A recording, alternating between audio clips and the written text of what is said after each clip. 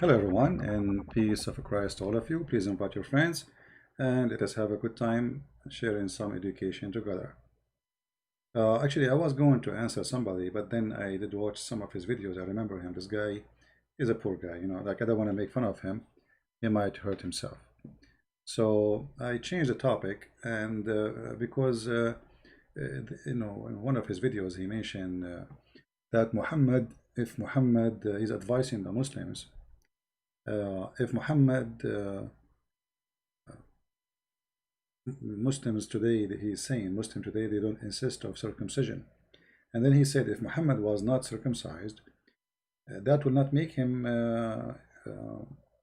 from Ishmael, which means he thinks that Muhammad was circumcised. Nowhere in Islamic tradition, anywhere it says that Muhammad ever been circumcised. However, let us leave this poor guy. These days anyone can grow a beard and his hair go crazy and he think he is Einstein. But Einstein is only Einstein. There is no two Einstein. Otherwise, being bald or having crazy hair doesn't make you Einstein. We hear always in Christian churches, not only between Muslims, many ignorant who they say that Ishmael, he is the father of the Arab. And sadly, I say ignorant because you might hear someone, he is even a priest, saying that. First of all, the word Arab is not even an ethnic. The word Arab is a word mean people of the desert. Whoever live in the desert, he is an Arab. As simple as that. In other words, it's the same as the word you use for Bedouin. So when you say Bedouin, you mean Arab. When you say Arab, you mean the Bedouin. Low value? Maybe from your side, because from my side, it's very good. Is my voice good, guys? Increase the value? All right, let us see. We will check the setting. Sound is weak. Interesting. Okay, let me check why.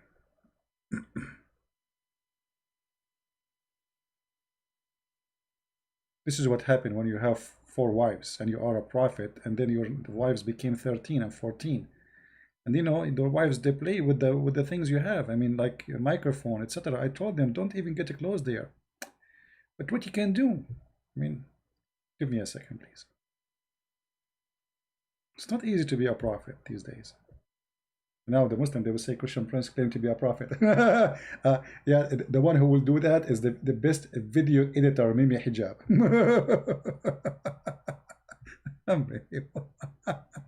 Did you say that? Did you say you're a prophet? No, Abdullah, I was joking. However, if Muhammad can be a prophet, I mean, anyone can be a prophet. Let me prophesy some of the prophecy of your prophet. There's a joke about Muhammad, where a guy, he came to him and he says, my wife, she is going to deliver a baby. What do you think is going to be? Muhammad, he said, deliver it. No? Deliver, and he did not answer. Then the guy, his wife, she delivered the baby, and he came to the prophet. And he said to him, Prophet, my wife, she delivered a baby. The prophet said, it must be a boy. The guy, he said, no. The prophet then, he said, it must be a girl. And then the Bedouin, he was amazed how the prophet was able to find out. Now let us see how we can make the sound better.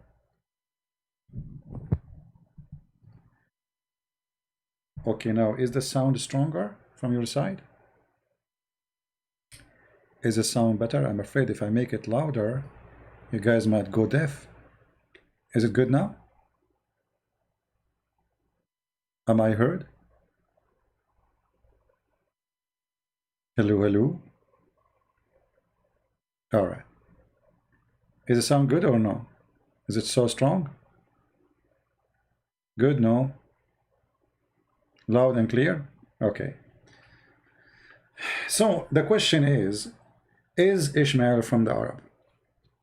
You see, for me, Once actually I have an argument with someone is in Middle Eastern Christian, and you know, we grow in the Middle East and we hear things, and you know, we go to school, and you know, we are like, we don't want to use the word brainwash, but it's somehow it is like this, because we grow up in a society and we take for granted what we hear. Nobody want to go study, investigate. Before I start actually, I decided to show an article written by a bishop, an Aramaic bishop, who speak Aramaic fluently, and this is his language actually. He's an Aramaic bishop. Let me see if I can put the image for you here, the article. Give me a second, please. Now the article in Arabic, but doesn't matter really. We can share the link and you can use Google Translation from your side. And you can search actually the article yourself and you can read it. Now, I am not trying to prove my point from an article, but those people, they don't say things unless it is accurate. Here, American Foundation for Syriac Studies. And in order to be teaching in such an organization, you have to be the top, and the guy is a bishop for millions of people. You go there and you will see where he is explaining the word Arab and Arobo. Let me zoom in. It says here, العرب كلمة سامية قديمة معناها سكان الصحراء أو البيداء. The word Arab mean it's a you know, from the Sami origin, from Sam, and from the language of Sam, and mean the inhabitants of the desert, or you know, Baida is like, you know, there's a desert and there's the one, it's in the way to be a desert, or you're getting closer to the desert, as get like you will see some green, but it's not desert yet. So those people who live in those places, they call them Arab. It is not a nation. Whoever live in the desert, he is an Arab. All right. So, and you know, all the origin of the word is not even Arabic, which is funny. I mean, it's not even the Arab who call themselves Arab. I mean, those who live in the desert, it was the Aramaic people. And here you see how funny it is that now today you have a name people use and you call yourself, but in fact the one who gave you the name, it was not you, it was the Aramaic. Now the word Arab, by the way, is not only mean, or doesn't mean only people who live in the desert, it means people who they are savage. So it's kind of like if somebody, he did not take a shower for long, you know, like he's a Bedouin, you know. So this is Arab. It can be used even for someone who is not an Arab as a way to describe his situation, let us say. And here he's explaining to us how the words came to the existence today. All right. You can search. Actually, I'm going to post the link for you guys. Give me a second. Let me copy the link. I will post it for you in the chat, so you guys can use Google Translation from your side, and you can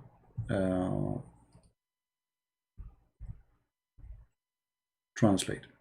Someone saying lose with Nini. Our friend, this Nini is an idiot. He don't even have high school. Bring me somebody. You know, when I talked to him, we were in a chat room, and he agreed that your prophet have boom boom with the goat. I mean, what are you talking about? Boom, boom with the goat. He agreed. Go and watch the, you know, the conversation between me and him.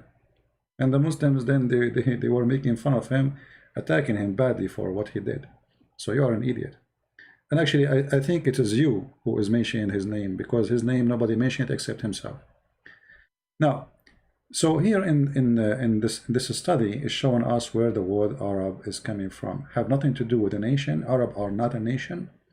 It's a mix of people who they are. Actually, even if you go and search in the Hebrew, you will find the word Arab mean mix, the mingle.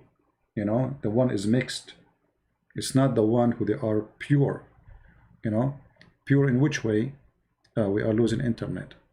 Very good. Uh-oh. All right. I hope we are not going to lose the internet. Let me see.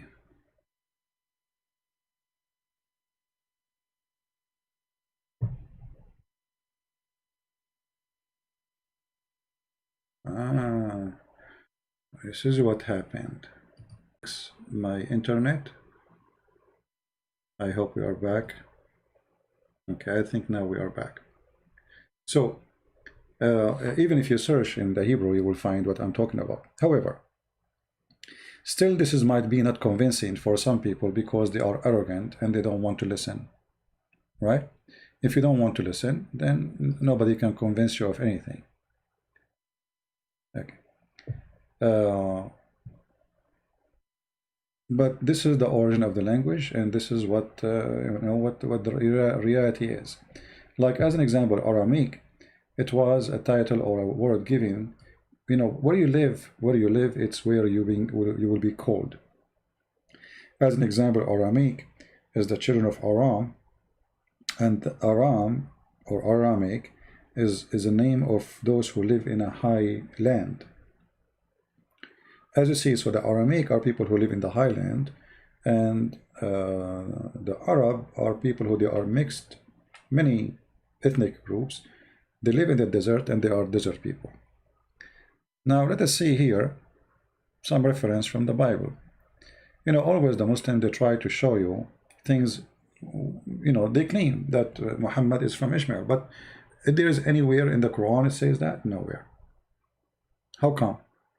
You see, how come the Quran, as an example, mention, like as an example, chapter 29, verse number 27, that Allah, He gave Abraham, Isaac, and Jacob, and from his seeds, the prophethood. Okay, why Allah mention?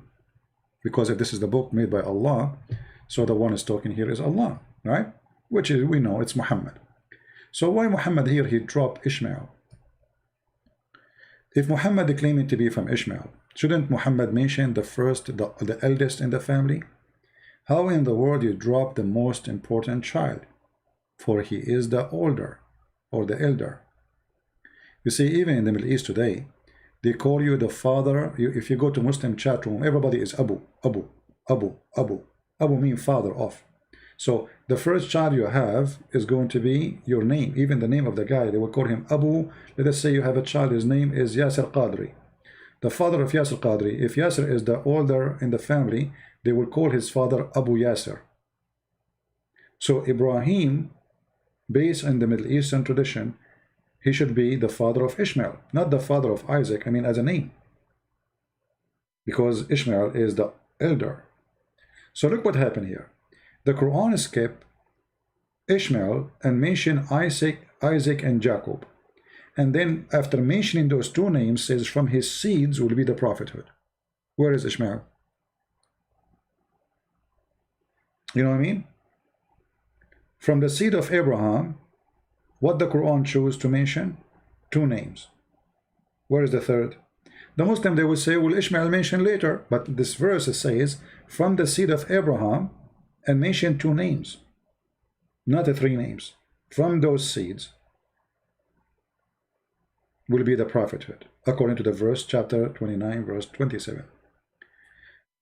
Yet the Muslims will not accept. They will say, this is not enough proof. Okay, let us go to SAHIH al-Bukhari. SAHIH al-Bukhari is a Muslim book, and Muslims will say now what? They will say SAHIH al-Bukhari made by a Christian prince, made by the Jews. Look what it says. This is the Muslims reporting the story, and according to Muhammad himself. It's not us, it's not me, you know. Those story narrated from Ibn Abbas, the cousin of Muhammad, who Muhammad, you know, named him as the scholar of the nation, right? And then you will see that it's Muhammad who mentioned those stories, and they are copying from Muhammad what he said. The Prophet said, this is the source of tradition of walking people between them, as-Safa and Marwa. And here Muhammad is speaking about fabrication, about the wife of Abraham, which is Hajar, and the wife and her son. And look what happened here. Muhammad, he confirmed, and his followers, they confirm that Ishmael, he do not know Arabic. Read carefully. So they settled there, and later on they sent for their family who come to settle with them. So there's some of families become permanent residents there. The child, i.e. Ishmael, grew up and learned Arabic from them. I mean, have you ever heard of a stupid statement after this? Somebody will say to you that Ishmael is an Arab. He is the father of the Arab, but he learned Arabic from the Arab. Do you see it?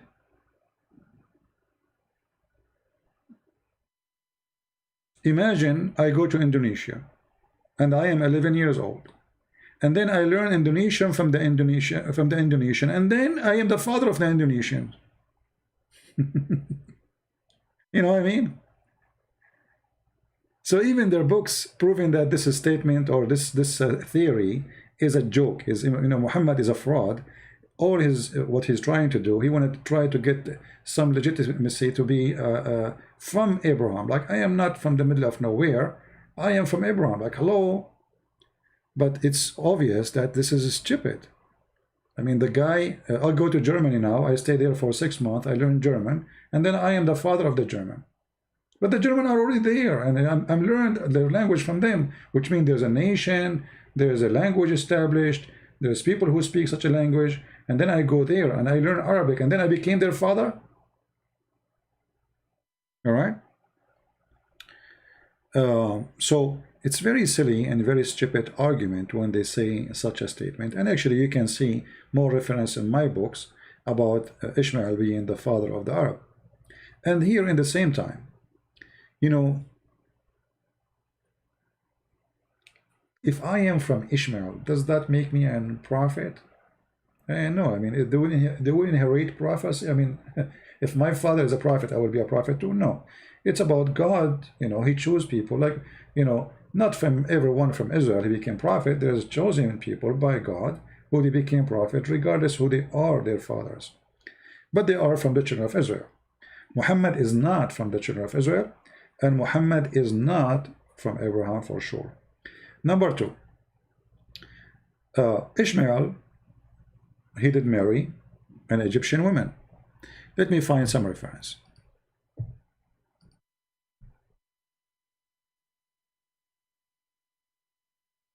All right. This is the book of Genesis, chapter 21, verse number 21. Very easy to remember, 21:21. You will see here that he settled, Ishmael, in the wilderness of Paran, and his mother arranged for him to marry a woman from the land of Egypt. So, look what happened now. Ishmael, his father, is an Aramaic man, coming all the way from Iraq. His mother is Egyptian. The wife of Ishmael is Egyptian too. So how he became the father of the Arab? You know what I mean? Do you see what do you see what I'm talking about? So now we have more confirmation that there's no way, even he have nothing to do with the Arab. Even though, by the way, the word Arab means people who live in the desert, doesn't mean an ethnic, as I say. But if we claim, if we say, okay, they are ethnic, somehow they became ethnic. But even, I mean, why the Jews? I mean, long before Muhammad exists. So the book of Genesis is written way before Muhammad even was in the belly of his mother. Why the Jews want to write such a thing? I mean, why they want to lie about it? You know what I mean? So he married an Egyptian woman, and there is then now all the options of having children who are Arab is gone.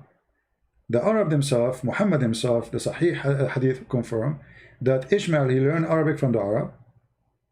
And if you marry from the Arab, even if you marry from the Arab, does not make your children Arab. The children will follow their father.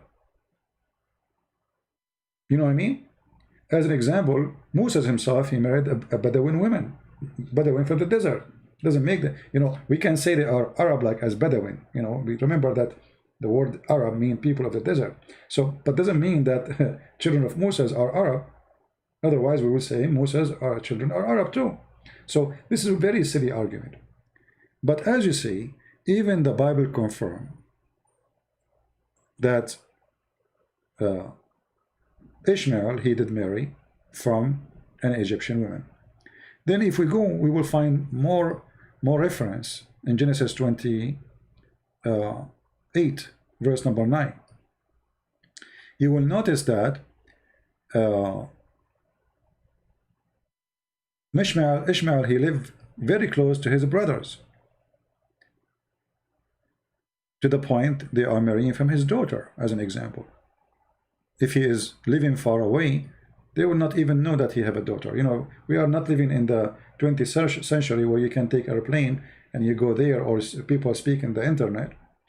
If Ishmael was living in Mecca, it's going to take them maybe a month or so before they can arrive there. And then if we go to more verses in the Bible, we will see Genesis chapter 25, verse number 10. We will find that Abraham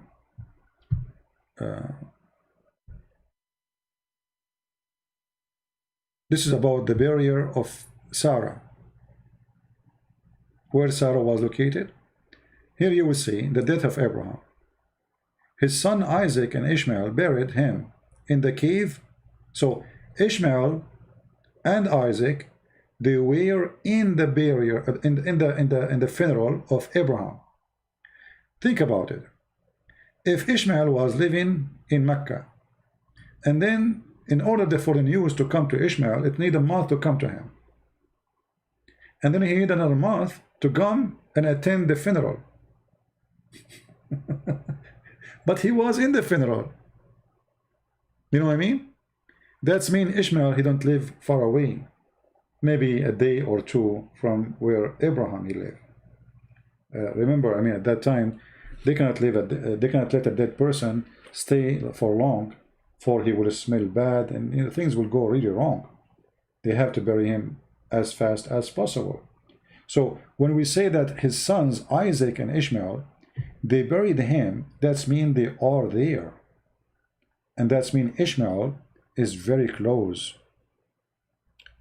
So how that can be that he was in Mecca? Mecca is like 1,200 mile, I think, maybe like 1,400 kilometer from where Abraham was. You know what I mean? So in order for Ishmael to take a camel or a donkey or whatever, if you want to cross the desert, you have to take a camel. The donkey cannot survive it.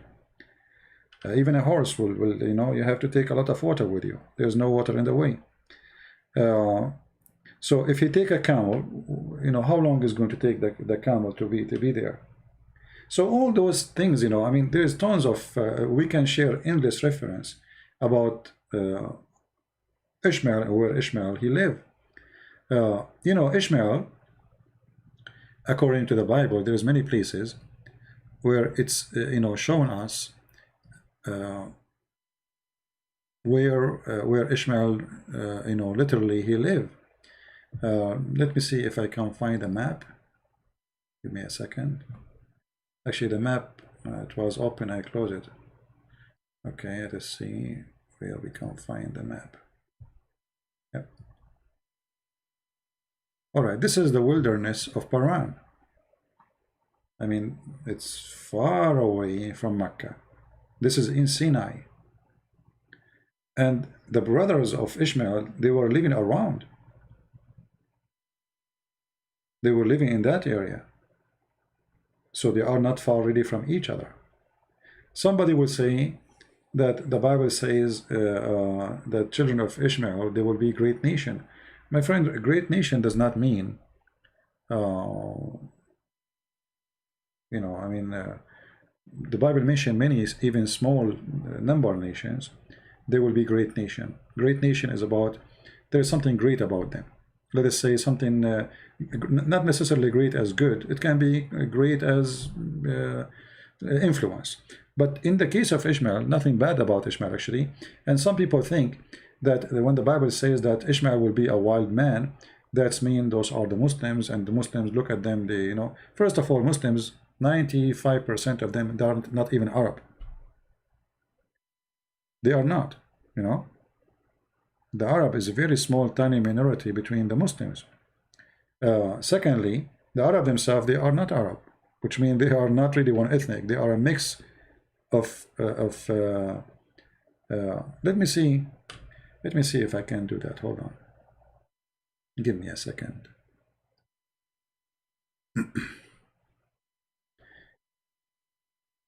We try always to make our statement facts, not just talk. Talk is cheap, right? Let us see.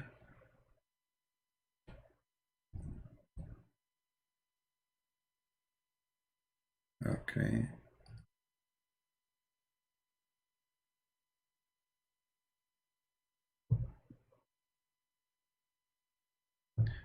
All right.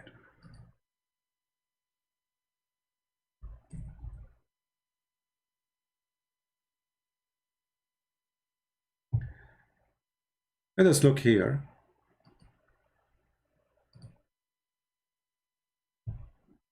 The word Arab. What the word Arab mean in the Hebrew language? Do you see how the word come? Mix, mingles, mix together, mingle self, mix. Aramic corresponding to Arab, to mingle, mingle, self mix. All right. So it's a mix. The Arab are mixed people, and there is people who they have very. I mean, if you look at the people of Yemen who claim to be Arab, they have nothing to do as a look with the people who live in Saudi Arabia. People of Yemen, they are short. Most of the Bedouin, they are taller, way taller. People of Yemen, they have a totally different character. And people, actually, if I show you a picture of those who supposedly are called Arab today, give me a second. You will find that they have nothing to do with each other.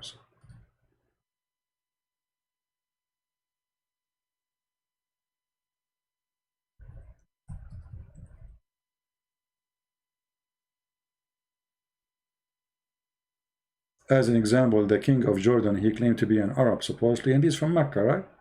What about this guy? He have a blue eyes. Anyway, let us see. I'm trying just to find a picture, like a little bit a clear picture.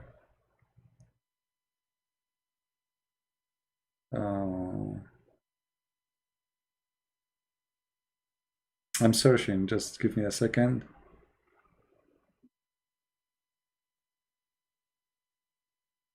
There's many pictures, but none of them are close to the face, so we can see the difference.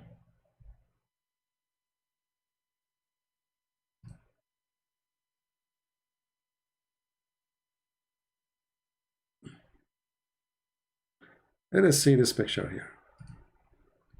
This is the king of Jordan, and those are next to him, they are Saudi. Anyone notice any things they share? Nothing. Now somebody will say to you, well, the king of Jordan, his mother, she is rich. Doesn't matter anyway. People of Jordan look different. The more they are, I mean, Saudi, they look different. They are taller, they are skinnier, they have different build. And not all Saudi are the same, depend on the location, which territory you live in.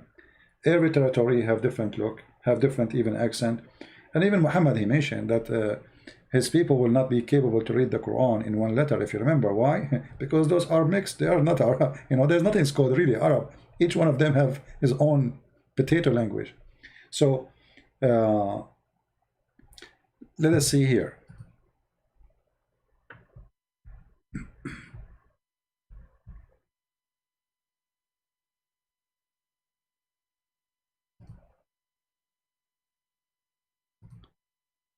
This is the the crown prince of Saudi Arabia, and later he will be the king.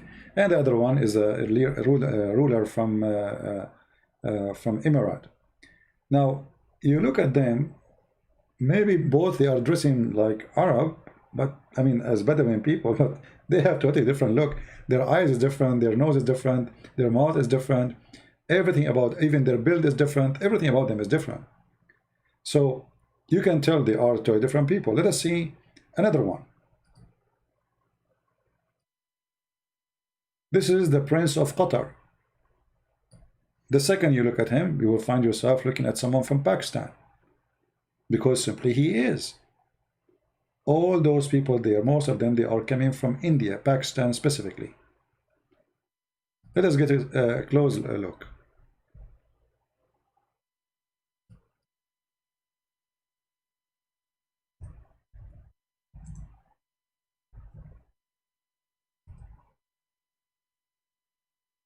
Give me a second.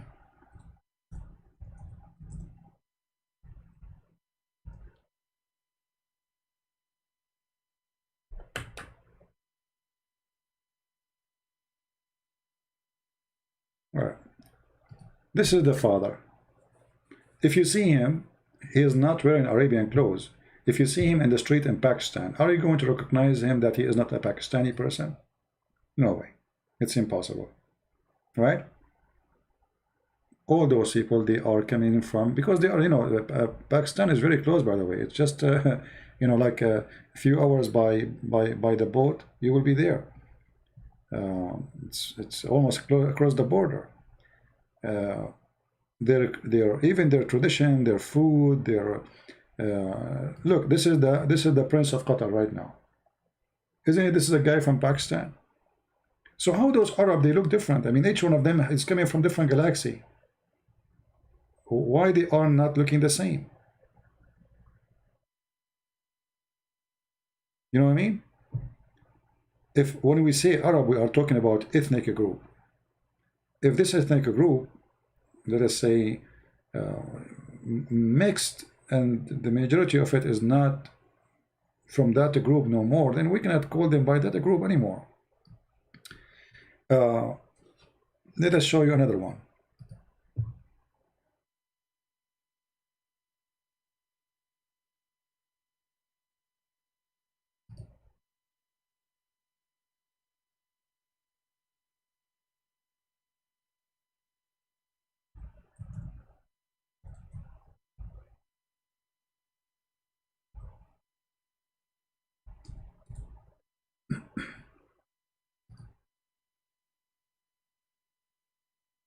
Okay, look at this one. I mean, what does this guy have to do with the Arab? Anyone have an idea? He have a blue eyes. He's blonde. You know, if this guy he walk in Europe, you would think he is European like everybody, right? How this person became an Arab? Look at his wife. How this wife is an Arab? You know what I mean? So what does Arab mean exactly? I mean, when they say Arab, it's a joke. There's nothing it's called. Like when I say Arab, I mean that originally we are people coming from certain area as desert, but it's a mixed area with many ethnic. Nobody knows actually who they are, where they're coming from. It's a big mix.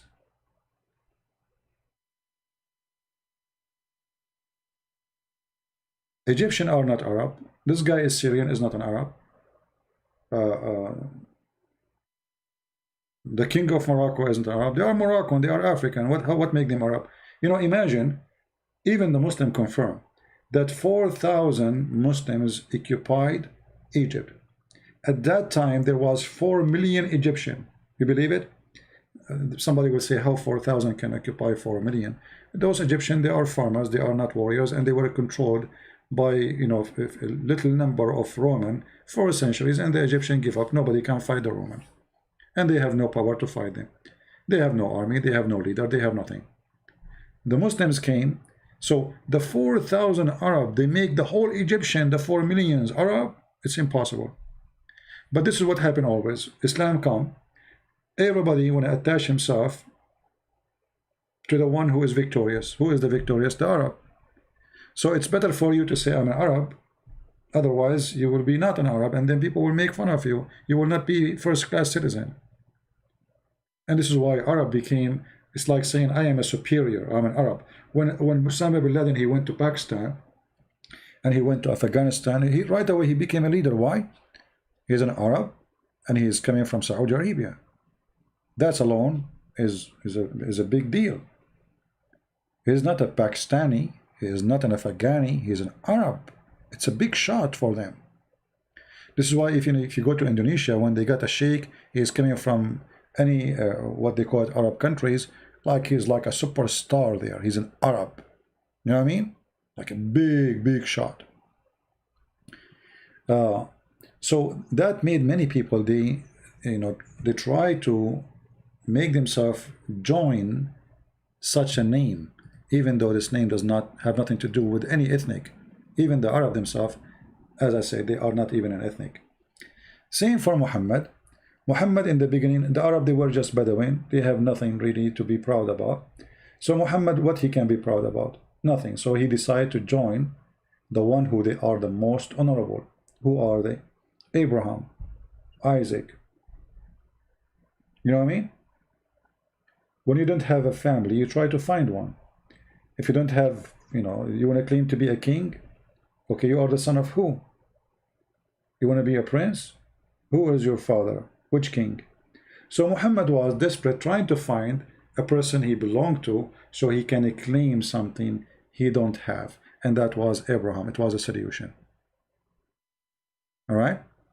So Abraham was a solution for Muhammad, not a true inheritance, or let us say lineage. And as you see, even the Muslims, even Muhammad himself in his story, he mentioned that Abraham, when he had his son Ishmael, he went to Arabia, according to Muhammad, and to Mecca, according to Muhammad, and there was nobody there, according to Muhammad. But here we go, we find that he went there and he found the Arab there. And actually, according to Islamic history, if you find my book, if you read my book, you will find that he married from the tribe of Jurham. And, Jurham is the enemy of Muhammad, how he became the father of them. So all this fabrication is just to give Muhammad some papers. Papers, who is your father? Actually, I believe Muhammad, nobody knows who is really his father. For me, I'm just guessing. I think it was Waraq ibn Nawfal. If you have my book, you will see that when Muhammad's father, supposedly the one Muslim claimed that he's the father of Muhammad, he was going to have sex with the mother of Muhammad, the sister of Waraqa. She offered Muhammad father 100 camel to sleep with her. Now the story here is very fishy. I mean, 100 camel to sleep with her. Secondly, that means Muhammad's father was a gigolo guy, like he get paid for sex. So when the Muslim, they mention those stories in their books, that Waraq ibn Nawfal's sister, she offered 100 camel when he was going to have sex with the mother of Muhammad. And then Muhammad, father, after he finished with the mother of Muhammad, he came to her. She said to him, I do not need you no more. She changed her mind. So it looked like she was sent by her brother Waraqa, trying to convince him to stay away from this woman by offering money. And when he did not stay away, the offer is gone. No more money, no more camels. And imagine 100 camel in that time is a lot of money. I mean, it's a lot of money. So imagine at that time, that will make you really rich. Same time, Islamic books prove that Muhammad was born 4 years after his father's death, which is very stupid even to mention that this guy, his name is Abdullah, and he is the father of Muhammad. And Abdullah, he died, and then his wife, 4 years after, she gave birth to a son.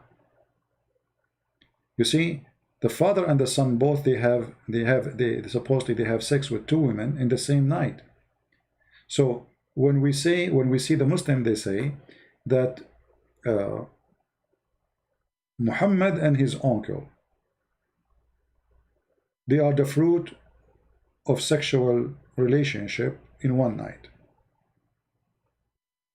So how Muhammad was born 4 years if Muhammad's father was dead 3 months after? So to make it simple, let us say there's two guys, they have sex with two women in this night, and then one of them he died after 3 months, or let us say 6 months, and then after 4 years the one who died, the woman he slept with, she gave birth. That is Muhammad.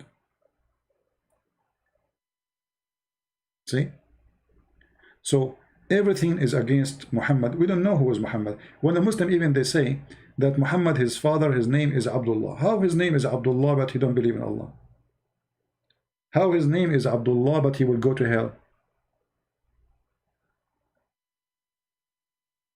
You know what I mean? If the guy, his name is Abdullah, why he is going to go to hell? Slave of Allah.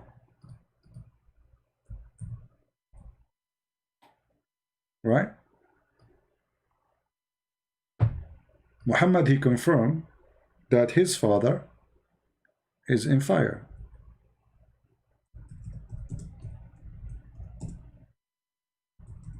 So I believe that the real name of Muhammad is unknown. In the Middle East, if somebody is unknown, we say Abdullah Fulan, which means unknown slave of Allah. Unknown person. Abdullah is a name, is a title. You give it to somebody, is it supposedly unknown as a person. We don't know. All right? A man asked, where is my father? Messenger of Allah said, your father in hell. When he turned his back, he said, my father and your father in hell. You know what I mean?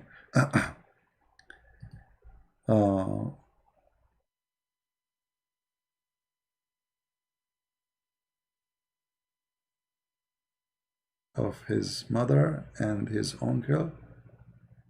No, you guys, you are mixing things up. No, I'm saying, okay, I made a video about it. You can go and search it. About Muhammad was born 4 years after the birth of his father, but the death of his father.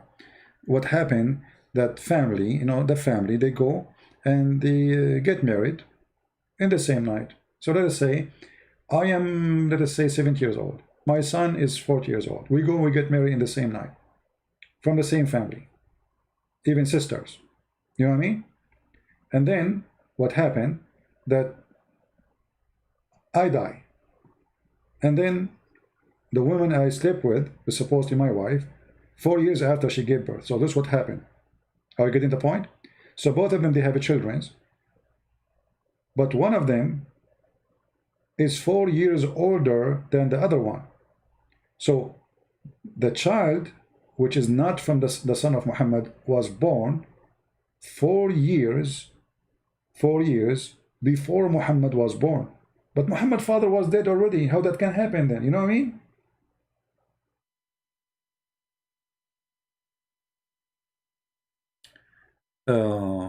Anyway, so you see all the reference proving to us that this is a fraud. This is additional fraud of Muhammad being claiming to be from Ishmael. And why Muhammad in the Quran did not get a verse from his God saying, I am from Ishmael? Why in the Quran doesn't mention that? Maybe Muhammad never mentioned even that. You know, maybe this is later the Muslim, they add those stories to their books. Right? Well, I mean, it's adultery anyway. I mean, at that time, if you have my book, Sex and Allah, you will see how the Arab used to live. How many of you have the book? So you will see that the Arab, they use even to exchange wives. Even the Quran mentioned that, you know. The Quran, when the wives of Muhammad, they made like a revolution against him. What the Quran threatened them, that Muhammad will exchange them.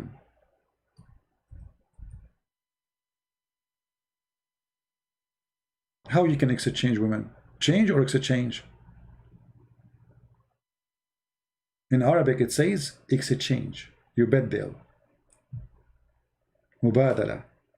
I give you, you give me. So what the Arab used to do, when Like you go to this guy, you say, you know what, even sometimes not a permanent exchange, like temporarily, like you are bored from your wife.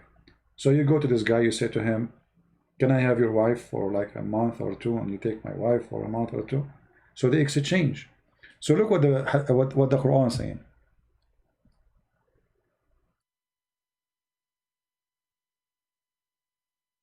But if you back up each other against him, huh? This is the wives are going against Muhammad. Here it says, Allah will give him in exchange a consort better than you. So what will happen here, Muhammad is going to give his wives to somebody else, and he will take somebody else's wives. It's an exchange. Now the Muslim, they say it's a lie, etc. Go and read the history of the Arab. It's an exchange.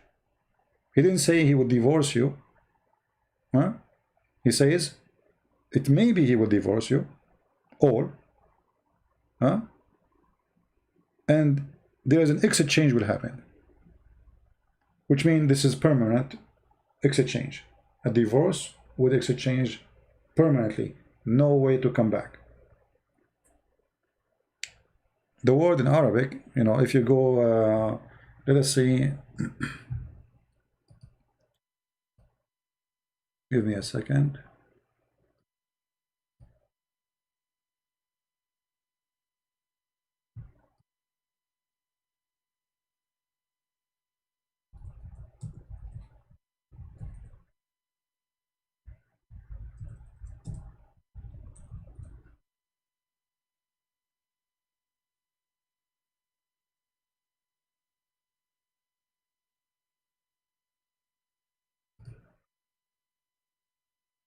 Actually, even in their translation, they are, you know, this time they are saying it means exchange. So we do not need to use this.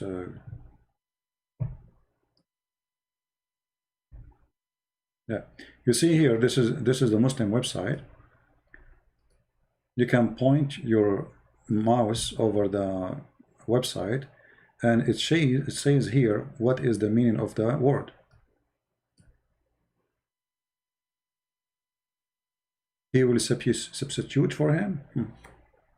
Even in the other translation it says exchange. Here they change it. Anyway, so the Arab, they used to do that. You know, there is many kind of relationship between the Arab. Even sometime if you have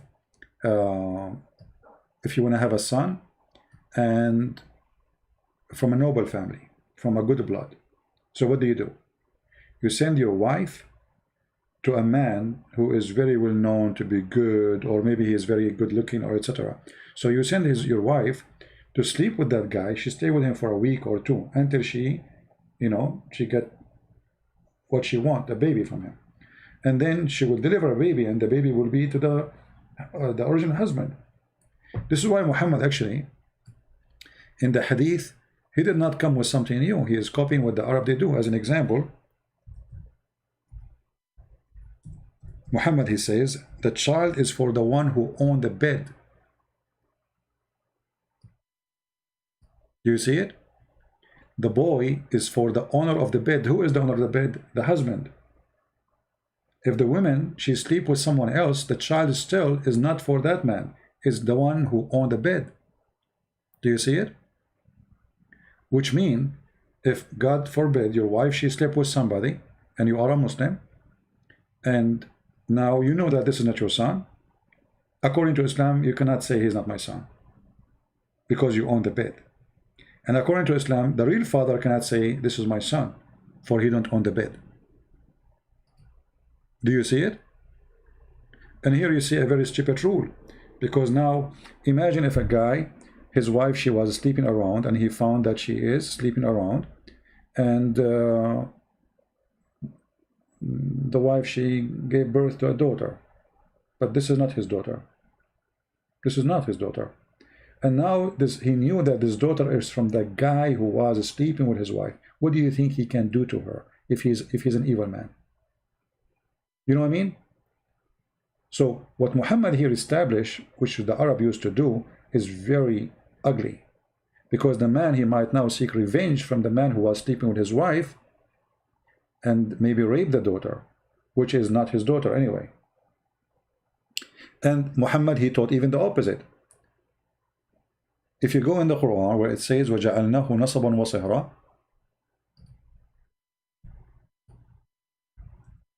and read the interpretation, you will find that the Muslims agree in chapter 25 verse number 54 that if a man, Islam only consider marriage as a relation for lineage, which means if a man have a daughter and she is not from marriage, he can sleep with her. And I change any Muslim to say I'm lying. This is what it says in their books. We can show the reference right now as we speak. All right? So if a Muslim, he have a girlfriend, and his girlfriend, she delivered to him a child with his son or his daughter, legally, according to Islam, you know, she is not his daughter. Because daughter is only a daughter from marriage. The Quran confirms it is not lawful for you to sleep with your daughters. So let us make it clear. Quran saying you cannot have sex with your daughters. But who said that those daughters are daughters in Islam? Which means if it's only from marriage, she is considered as a daughter. This is why a child from adultery in Islam or fornication is not considered as a son or a daughter, and they don't carry even the name of the father, and they don't deserve a child support, and they cannot even inherit any penny from their father. All right? Do we have any Muslim he don't agree?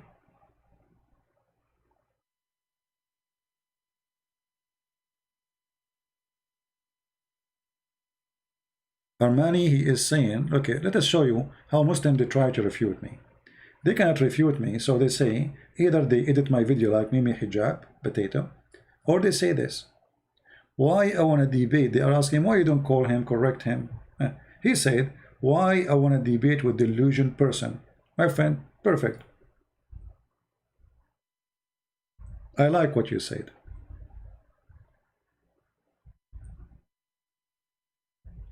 A delusionate person. Isn't it this is your prophet?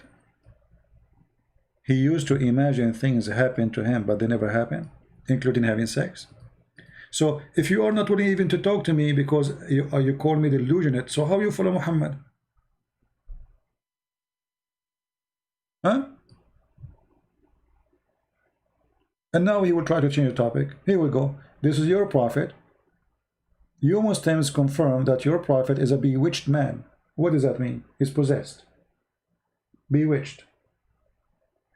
So he began to imagine that he had done a thing which in fact he did not. Like what? Like what? Like what? Huh? Like sex. I mean, imagine your prophet is delusional to the point even his sex is fake. Even his sex have no witnesses. His wife was not there.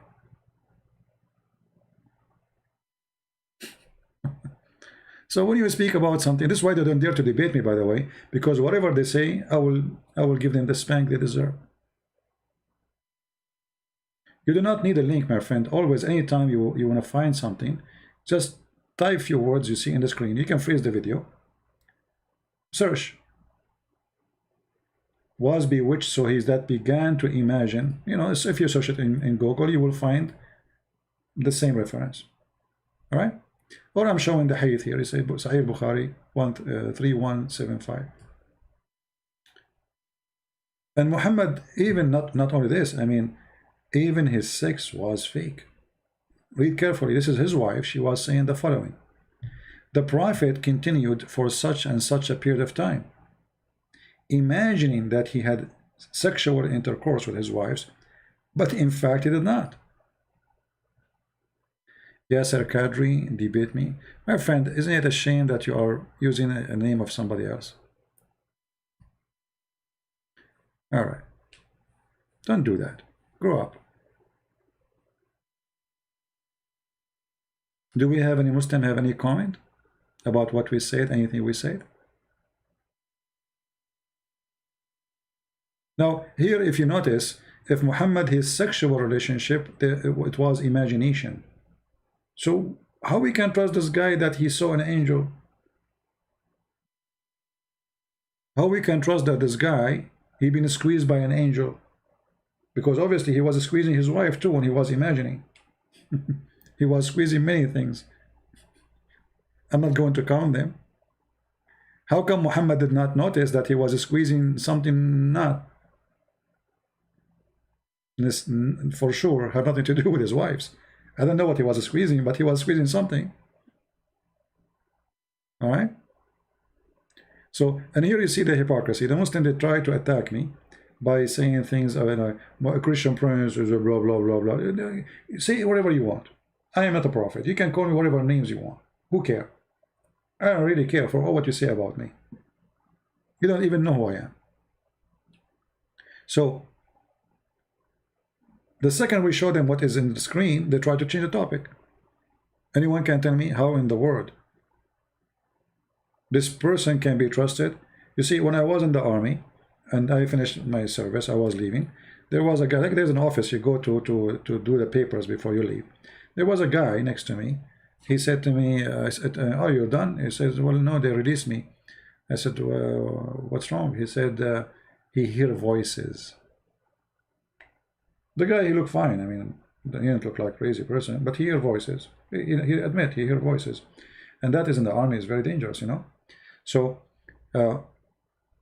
even as a soldier, you cannot work in the post office. You cannot work. Muhammad cannot fit to work anywhere. If you tell this story, you cannot even be a witness in the court. A judge will not accept you to witness even for a guy he took a zucchini, because obviously you imagine things.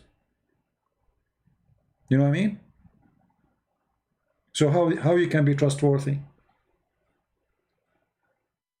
The guy, their own, I mean, the funny is that this is their own books saying that. Who is saying that? Aisha. I mean, first-hand witness. Is that an authentic story? Yes, this is Sahih Bukhari. How this guy can be a prophet? How you can trust that this guy, he saw anything? And look, since he mentioned that he cannot debate me because I am illusionate, he don't talk about illusionate no more. Look, he's so quiet now.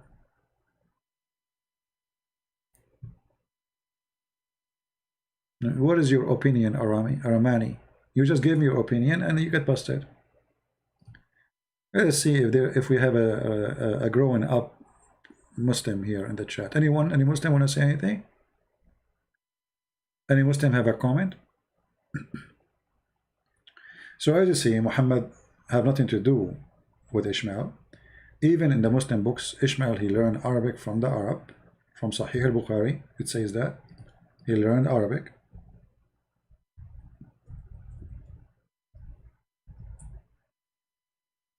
From the Arab, as you see.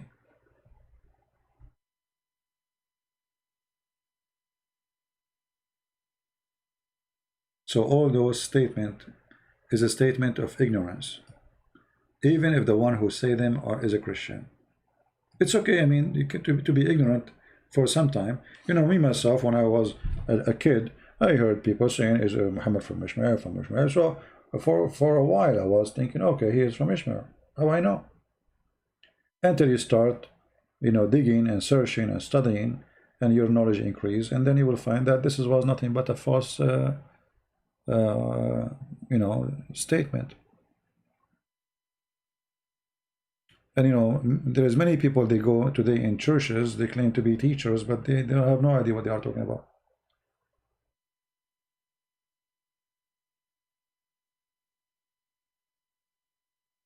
Any Muslim? Arabic does not exist in the time of Ishmael. Actually, you know, I believe this can be very accurate. As I said, the word, the language Arabic does not exist as a language by itself.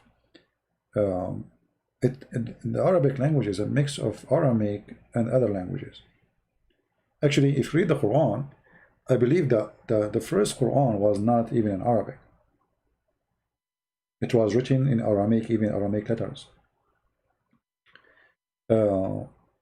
And everything the Muslims today they use in their Quran, obviously it's Aramaic, but they don't know what the word means. As an example, if you say to a Muslim, okay, you say Abraham, what Abraham mean? He don't know. What Moses mean? He don't know.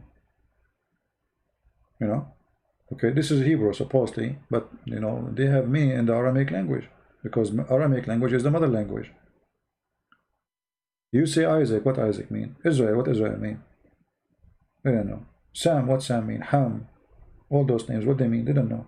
What Adam mean? They don't know. For none of those have nothing to do with them.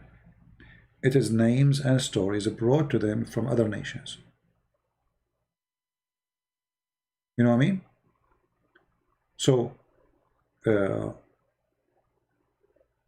because it is, let us say, imported culture, there is a gap when you read the Quran and you read the story of Muhammad. There's no connection. Muhammad himself do not know what he's talking about. As an example, if you ask Muslims, let us go to the Quran.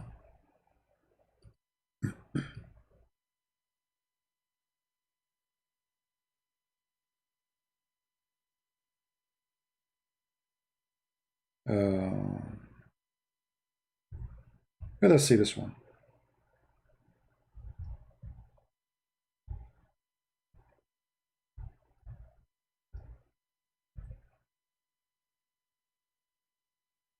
Chapter 19, verse number 1.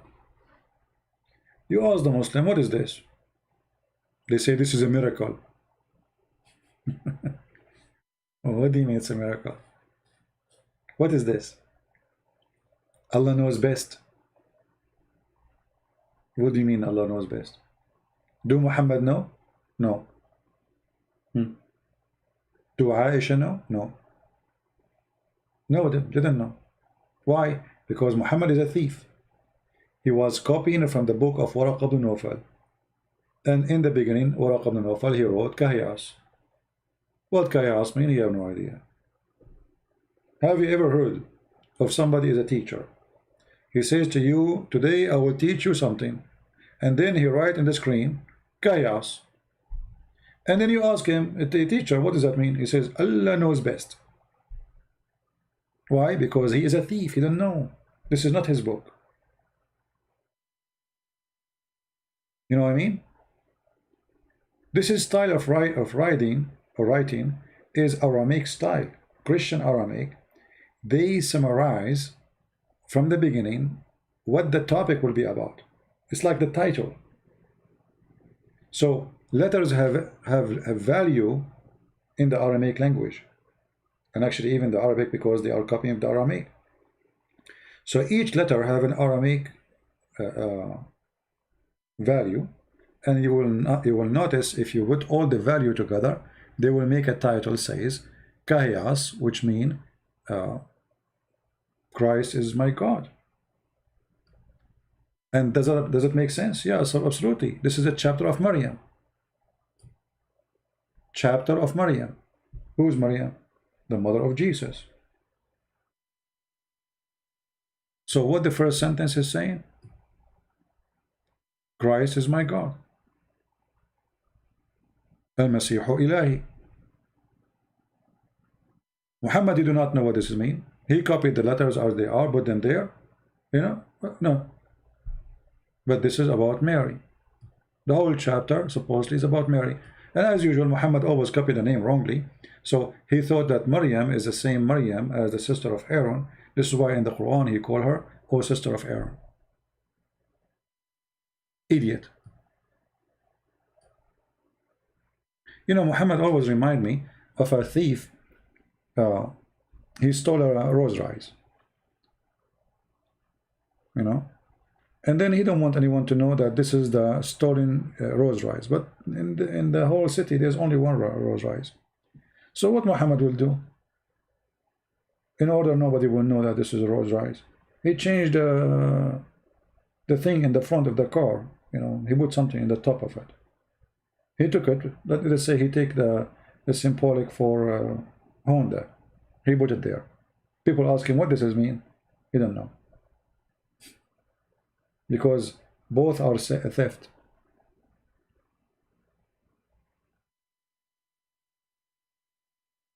All right.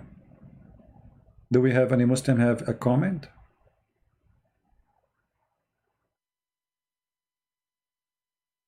Anyone?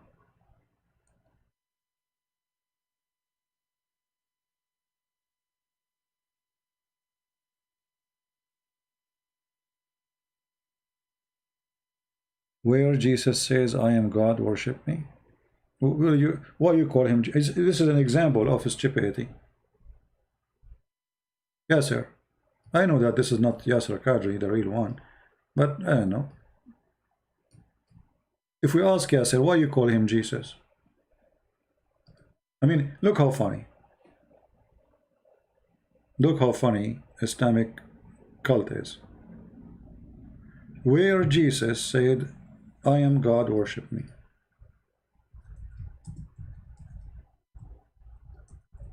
All right. I'm not going to show you.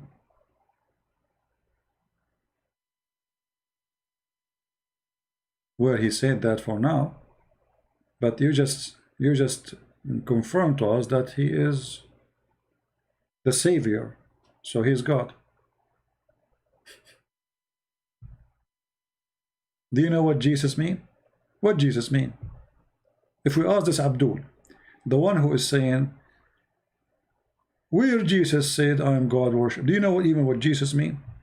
Yeshua? You don't know.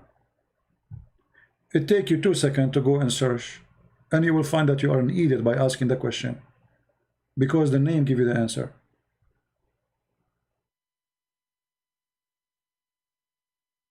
Isn't it amazing how funny they are?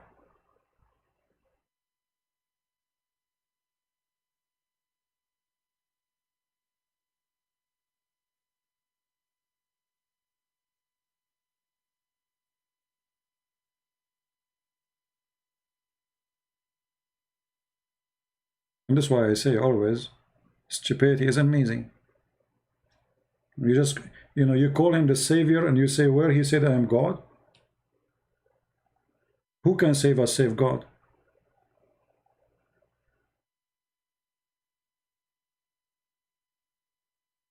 You know what I mean? Who is the Savior or save God? There's nobody can save you save God.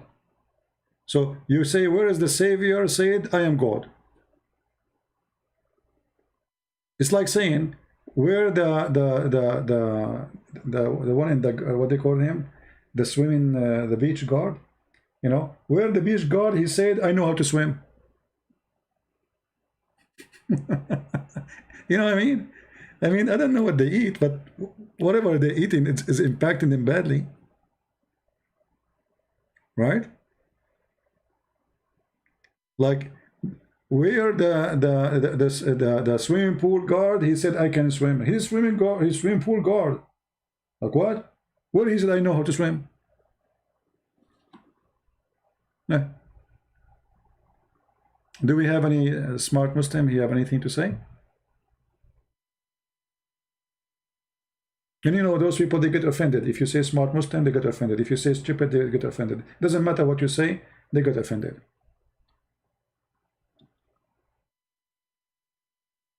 He saved you from the Dajjal. That's wonderful. The Dajjal is the most dangerous creature. He is the devil. That's alone, that's mean he's God. Even your prophet says, when the Dajjal he see him, he will be melt like salt in water. Why? How come the Dajjal did not melt when he see Muhammad, Shaitan?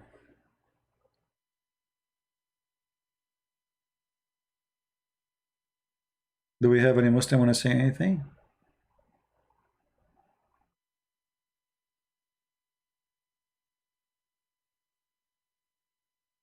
Isa, you see, I cannot really confirm, but I am thinking, this is my own theory, that Isa was the son of Maryam. Maryam. Which Maryam we are talking about?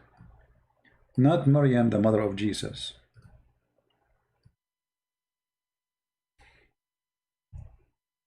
Maryam, the sister of Aaron, which the Quran confirmed that Muhammad think that Mary, she is really the sister of Aaron in chapter 19, verse number 28. You see here, the Muslim, Muhammad, he got busted in his time. A rabbi, a Jewish rabbi, he came to Aisha and he told her, but there's a huge difference, there's hundreds of years between them. How Mary, she is the sister of Aaron? She told him, you are a liar, which means Aisha, she believed that this is what Muhammad meant. But when the news came to Muhammad, Muhammad got busted. So he need to find a solution. So he said, at that time, they used to call them by the great ancestor, the great one. Okay, why the great one? Why Aaron, not Moses? Secondly, Mary, she is not from the tribe of Aaron, which means she is not a tribe from Moses.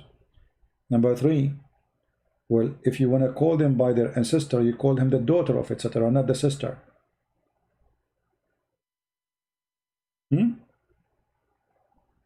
The daughter. To say the sister, you are making her equal to her grandfather, and this is not right. Right? So Muhammad, because he is a thief, he's a fool, he learned from the Jews that there is a woman, her name is Maryam, she is a sister of Moses and Aaron, and she have a son, maybe, his name is Isa. So he thought that Isa is a son of Maryam, the sister of Aaron. So according to Muhammad, Jesus is the nephew of Aaron. Now, Muslims, they try to get away from it, but I don't know if you guys remember how we can prove that this is not something they can escape. Anyone knows how they can escape? Who can help me? I think it's time to ban some kids here, like this guy Yasser Kadri. Go change your name. I don't have time for kids, my friend. Anyone knows how we can get them busted? Not only you say, like, okay, what if a Muslim says to you what Muhammad said? Oh, they used to call them by their great ancestors. How we can get them busted? That this is not a serious. This is not what happened. Look what happened. Mary in the Quran, she is the daughter of who? Anyone remember? Even there is a chapter in the Quran. It's called the chapter of Imran. Al Imran. Al in Arabic means family. Okay, family of Imran. Okay, so how Imran became the father of Mary? So Muhammad not only stupid, he is a donkey. He said that Mary, she is the sister of Aaron, and he made her father the father of Moses, because the father of Moses is Imran. You see what happened? So now how they can get away from this? Muhammad, he got busted from every direction. Muslims, they tried to save him, but not with me. You cannot save him with me. How Imran, even the name, he cannot even call it correctly. It is Imran, not Imran. But Imran, you know, the last letter, instead of saying N, he said M, he said N. But how Mary father became the father of Moses?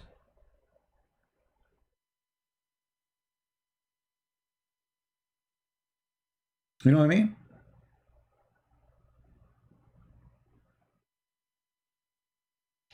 Imran has no sons. Imran has only a daughter. Christopher, I don't know. You are thinking in different direction. My friend, Mary, her father is not Imran. Where the Imran is coming from? Are you a fool?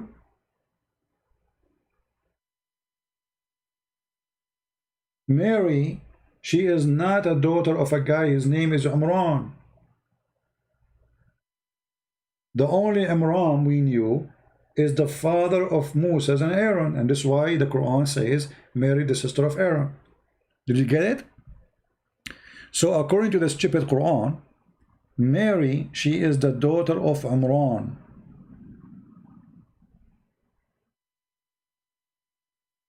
But Imran is the father of Moses. And that explains why in chapter 19, verse number 28, It says that she is the sister of Aaron. Are you getting it? Or still trying to swallow?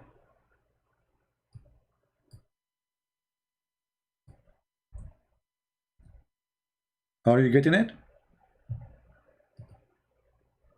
No? Behold, the women of Amran said, "Oh my Lord, I dictate into you what is in my womb." Okay, who is that one? Her name is Maryam. Chapter 3, verse number 36. Do you see it? But Amran is not the father of Mary. This is the father of Aaron and Moses and Maryam. Are you getting it? I don't know how slow people are, but you can be slow as much as you want. Maybe you need oil change.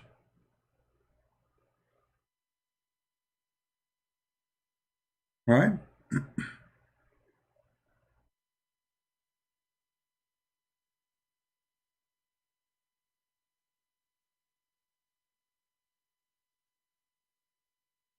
Any Abdul have a comment?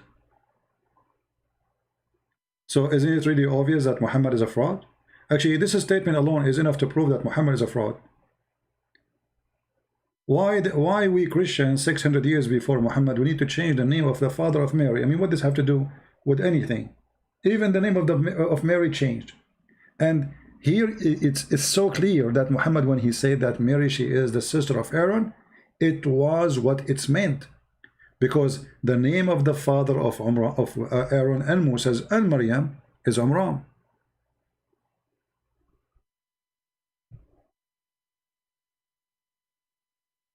It's clear like the sun as clear. But if you are a person who don't want to, I mean, if the truth hurting you, okay, take some drugs maybe. You know, just lie to yourself, says, no, I can't believe it. Any Muslim have anything to say?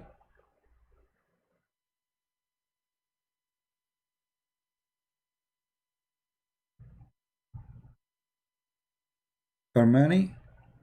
You better go, Armani. Take care. Take a hike. Did you read the Bible from the beginning to the finish? No, Armani, I was waiting for you to teach me because I am illiterate like your prophet. Did you ask the same question to your prophet?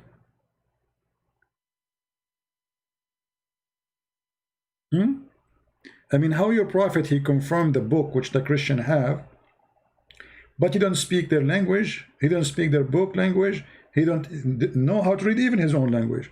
How you confirm the book?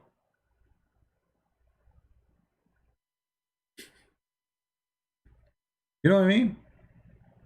I mean, the Muslim, they ask you, are you knowledgeable? Do you know how to read? Even they make fun of my English. Their prophet did not even know to read his name.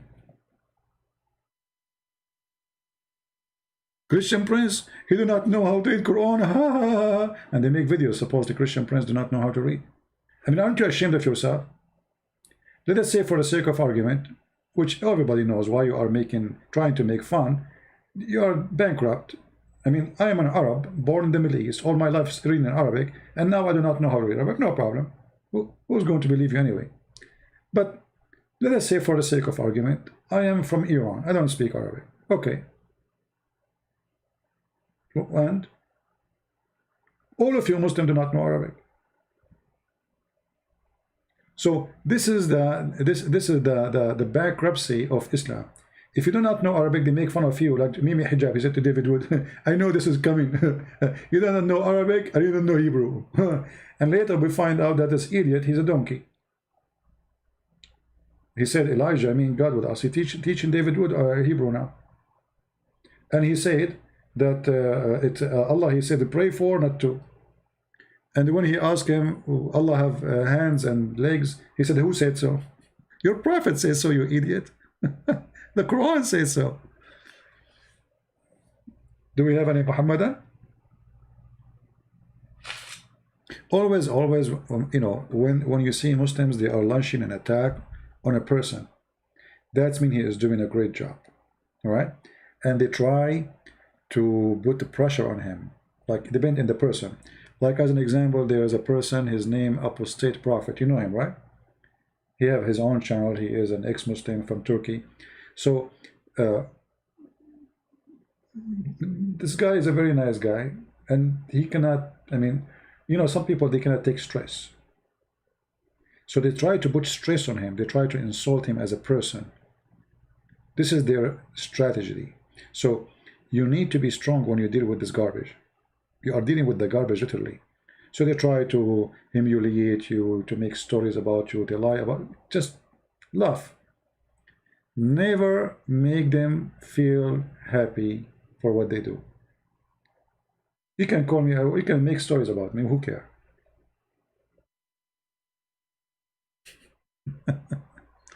Once in a chat room, somebody says to me, Christian Prince, Muslims, they say that you love women.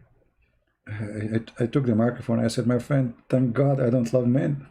I love women. What's wrong with that? Supposedly they are trying to just like, you love women? Really? What? What does that mean?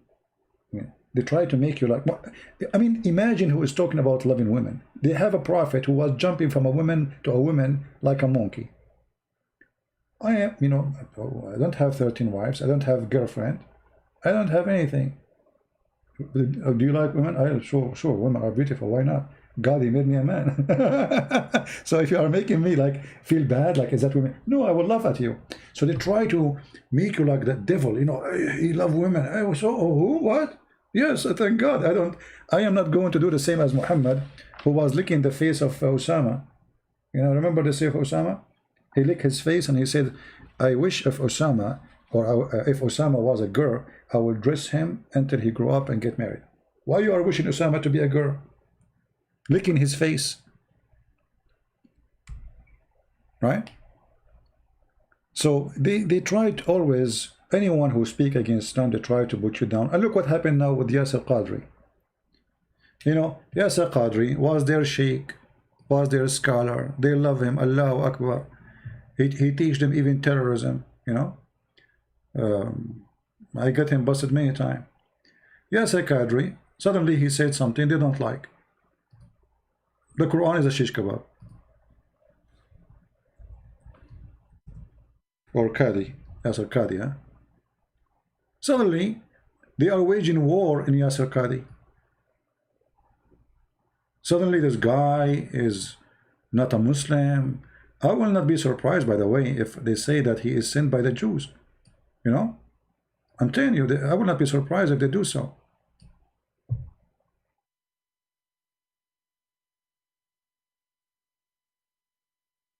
Yesterday, he was their scholar. Today, so they do video editing not only for me. They do editing for their own scholars. They call them scholars. Yesterday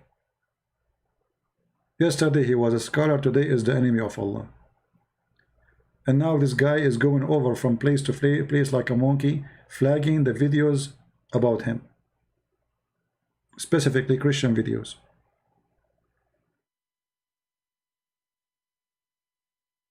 Can you imagine that you invite somebody to do an interview with him, and then you edit the same as he did with my, you know, he told the Muslims, you want to debate me, this Mimi hijab. He's a coward. You don't dare to debate me. You will never dare.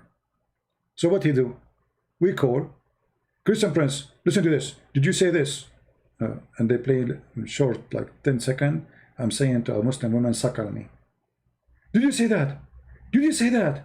Yeah, I said that. I was quoting your stupid prophet. He hung up on me.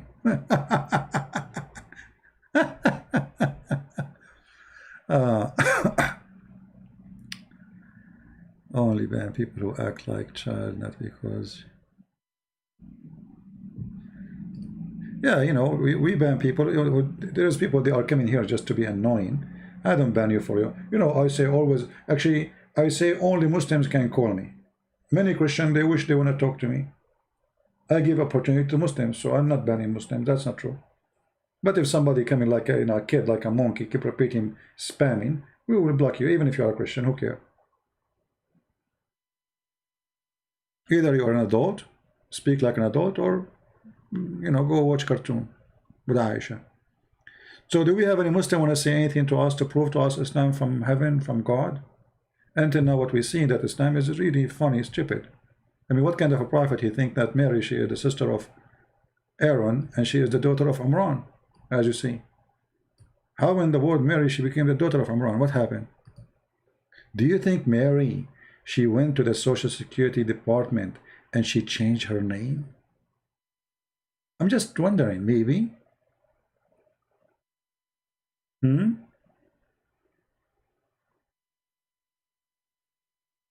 Any Muslim have an idea?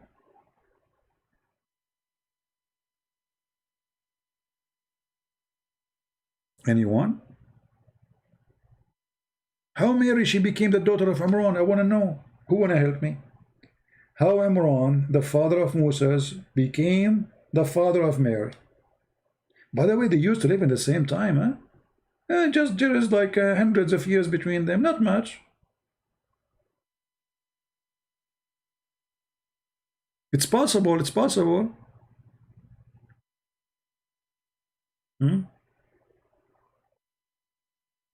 Magic, magic can happen. You know, magic, yeah. Actually, don't you know that Muhammad, he was controlled by magic? They got some hair. This is why, you know, like, I understand why Brother Sam Shamoun, he shaved his head. I think he is afraid somebody will control him by his hair. Yeah, they got his hair, brother. Very evil people. Never give your hair to somebody.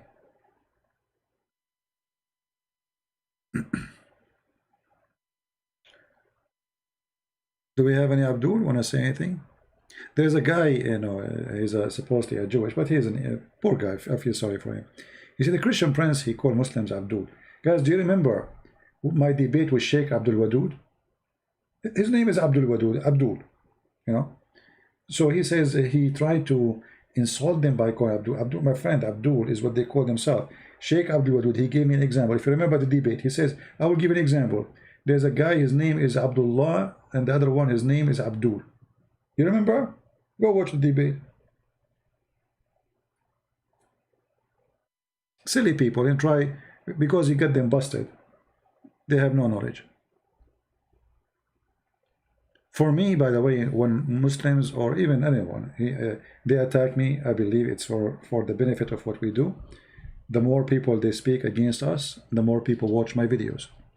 And this is exactly what I want. You know what I mean? Like you will see a funny guy without saying his name. Don't make the fool famous. He says, Christian, you know, guys, don't watch Christian Prince videos. Each time I go to his channel, I see people watching his videos. You idiot. So why you are going there if you don't watch them to watch that?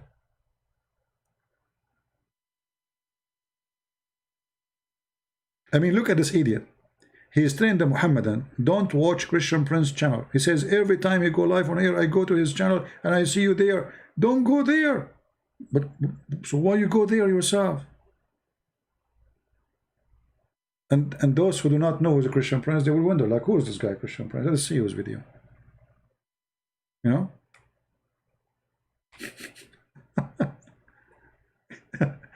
Yeah, that's why I say stupidity is amazing. Big mistake. Big mistake. You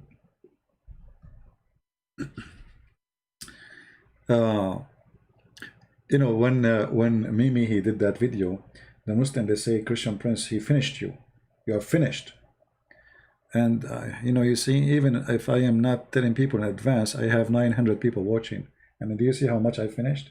Finished for what? For saying, suck on me? Go to your private, you eat. And the funny, they say Christian Prince, the sexual predator. For what? First of all, you know, you liars. The woman, she was saying dirty words about Jesus, and that's why I quoted for her what her prophet said about suckling. Secondly, if somebody says to a Muslim woman, suckle me, that will make him a sexual predator. You just admitted that your prophet is a sexual predator. They don't know what they are doing.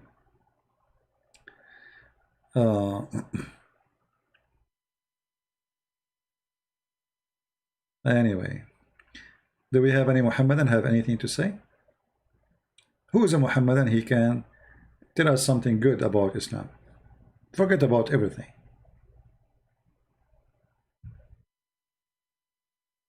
Yeah, he will be refuted, you know. Yasser Qadri, he will be refuted.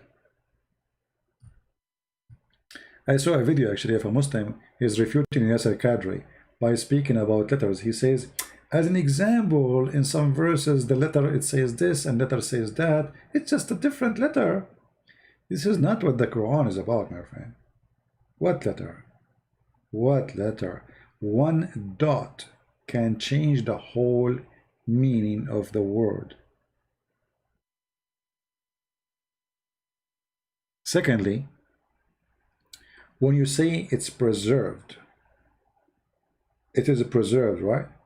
And then we find that, as an example, one chapter, which is Al-Ahzab, used to be equal to the chapter of Al-Baqarah. How many verses in Al-Ahzab? Let us see. This is the chapter of Al-Ahzab, as an example, not just, you know. How many verses are there?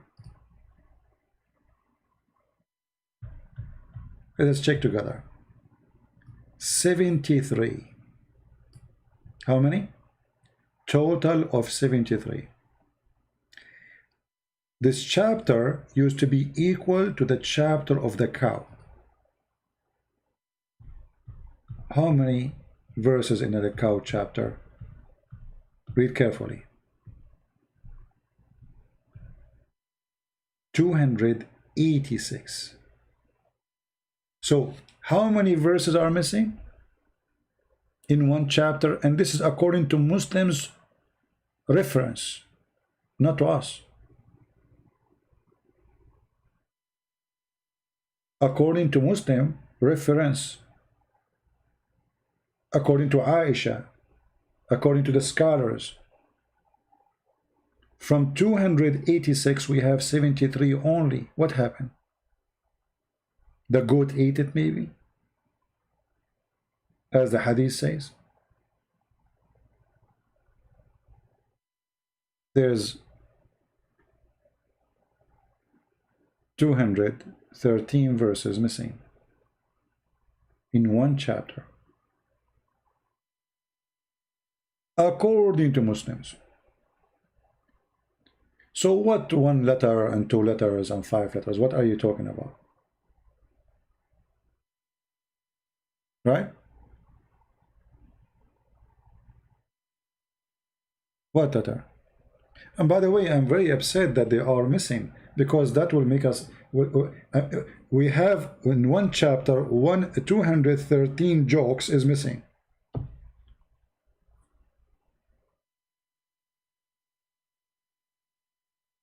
For me, I'm against any goat when I eat the Quran, as the hadith says, because the more the goat eat, the less we can expose Muhammad.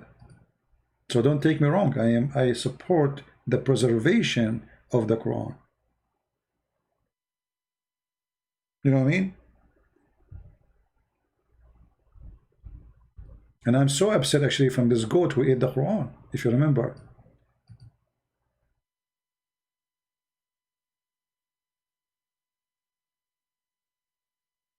If I know that this goat will do that, I will shoot the goat if I was there. I will never let her even get close to the bed of Muhammad.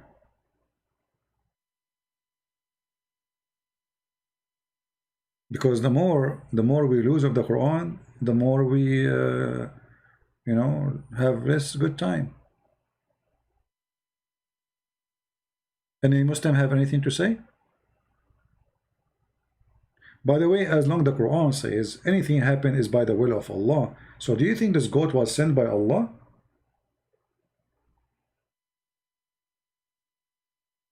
Anyone have like an explanation from the Muslim belief?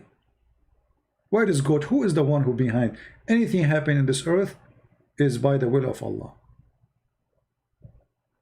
If Allah don't want something to happen, will never happen. So if this goat did eat the Quran, obviously the one who sent the goat is Allah. This is Allah goat. which make it a holy goat, because now it's sent by Allah, and now she eat the word of Allah. Any Muslim?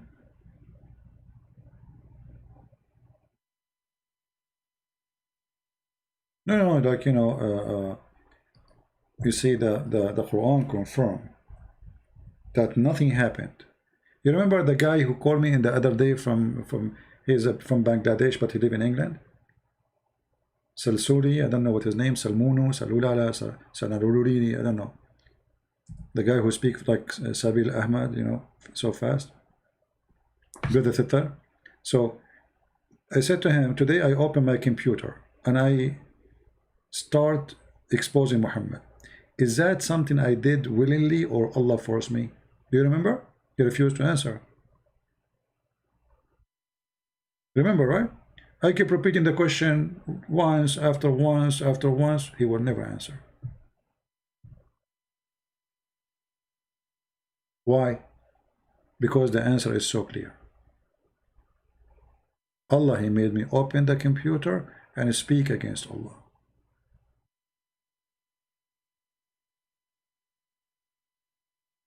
What kind of religion is religion now? So when the goat, she ate the Quran, obviously Allah, He sent the goat.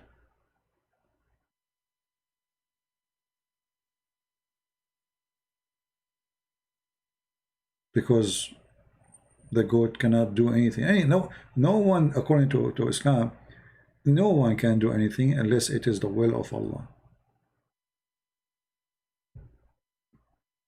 Even your adultery, if you have adultery, it is from Allah. Allah, He wrote for you the adultery you will do. You see, Islam can be, I mean, it can be like, you can make it look nice by adding some spices here and there, and making some lies. Muhammad was a decent man. He was the best of his people. He was from honorable family. I mean, honorable family, they are full of lies. Honorable family, the guy he used to take a shower with dead dogs and women blood from period. I mean, how honorable can be? You know, when you speak to Muslims about Muhammad, they try to make him God. He is from a biggest family.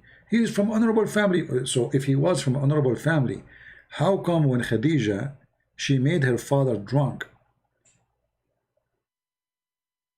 just to make him think that he agreed to marry her to him?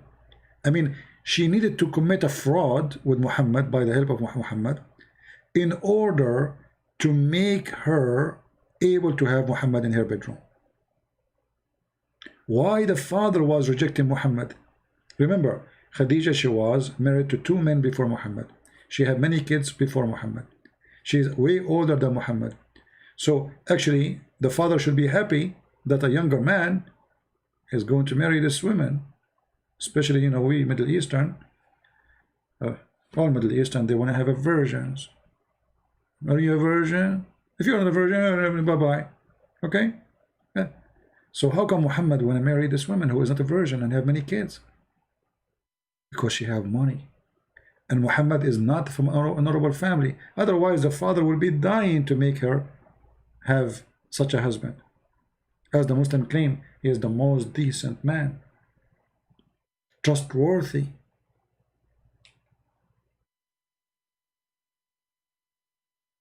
He was a noble man.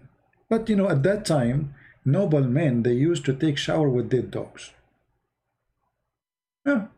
I mean, yeah. That's a tradition maybe at that time. My grandfather, who's an Arab man, he told us that at that time, we don't take shower in the bathtub.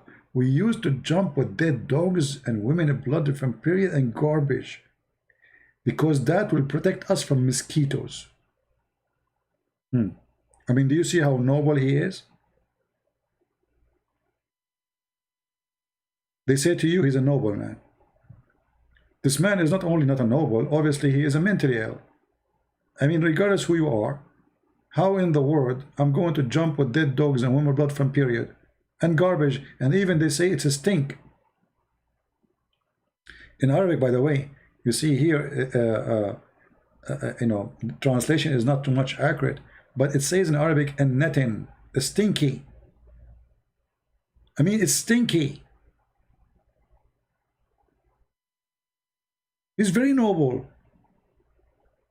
Like, you know, when I say I'm an Arab, I think people here, they imagine Christian prince taking a shower with some dead dogs, woman blood from, when I'm going to get woman blood from beard, you know, I'm poor guy, single. I don't have 13 wives like Muhammad. So, I mean, what kind of a jacuzzi is? Just imagine the jacuzzi of Muhammad, you will know how noble he was.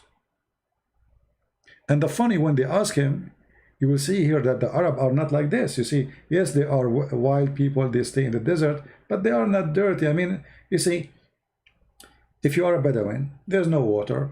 Water is very little to drink, etc. So it's priceless thing. So you will not be able to take shower, clean yourself as normal people who live in towns or villages, etc. But this guy, even the Arab don't do what he do. Look, they asking him, are you doing this? Who is asking him? The Arab themselves. Are you doing this? Can we use this? Because they saw him doing it. He says, yeah, sure. You know, the water is always pure. Science. Look at this hadith here. I passed by the Prophet, and look how they book those things. B-U-H, P-U-H, P-B-U-H. What is that? Corporation something? I mean, they cannot even say his name without adding those things. He will get killed. For he's the real God of Islam. So I passed by the Prophet, P-B-U-H-F-O-O-O-O-M-A, all the alphabet, peace upon him. Allah pray for him, not to him. When he was performing wudu, performing wudu, what does that mean? He's getting ready to be pure. He is ready to be pure. Wudu is ablution. To be pure for prayer. Okay, how Muhammad do ablution? Look at this.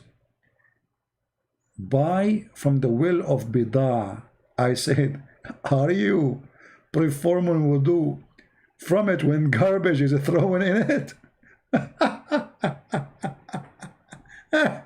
Unbelievable. Like what?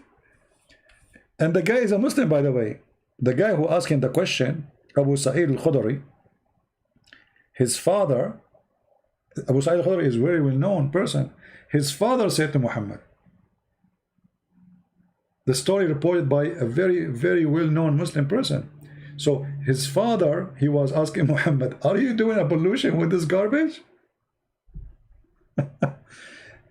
Hey, my friend from India, welcome. All right. Look at this hadith here. The people asked the Prophet, S-A-W-S. Look, here is S-A-W-S. Here, it is P-B-U-H. I mean, do you see the difference, brother? It's fun to be Muhammad. Look, here, Prophet Muhammad, P-B-U-H. Here, Messenger of Allah, S-A-W-S. I mean, that's you cannot say the name of Muhammad without all those letters after him. Mercedes-Benz, 300, 500. I mean, you have to say something. Come on, this is Muhammad. You can't say just Muhammad. Allah himself pray on him. Huh? Called Fairuz. Fairuz, he left Islam, my friend. Don't you know? He left Islam already. He called us and he denounced Islam. And he accepted Christianity. He became a Christian now.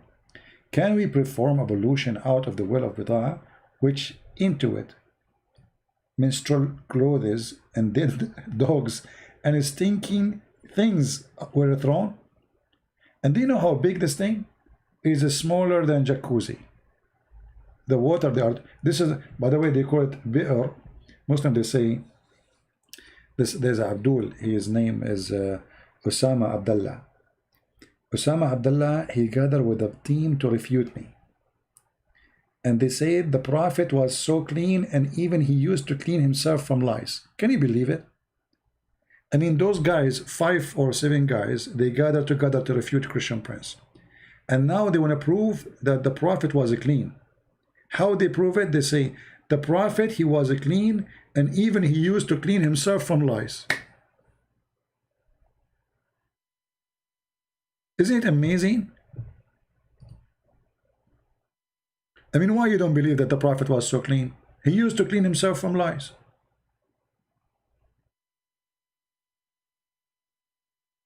If I play for you the recording of this guy, you will die laughing. Let us see.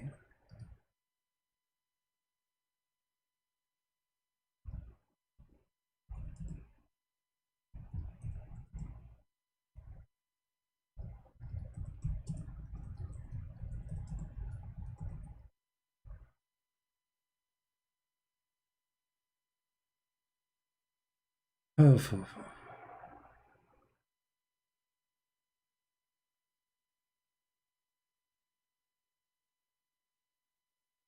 yeah, I don't know where to find this. It's funny. I mean, 5 of them, he says, I want to say thank the brothers who helped me to refute Christian Prince. And he starts saying, the prophet, he was so clean, and even he cleaned himself from lice.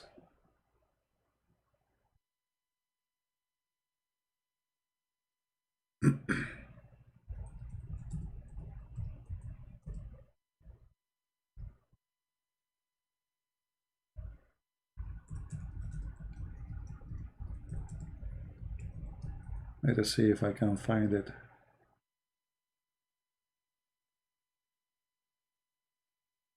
Yeah, sometime if you look for something, you cannot find it.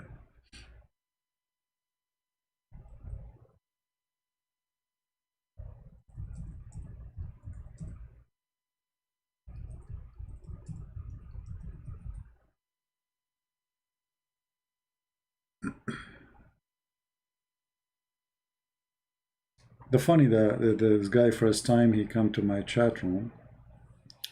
Yeah, here we go. I found it. Yeah, I found it.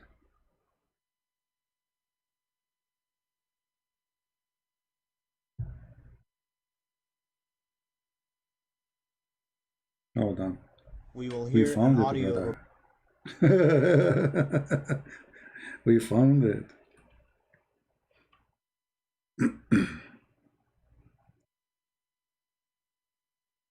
You want to hear it?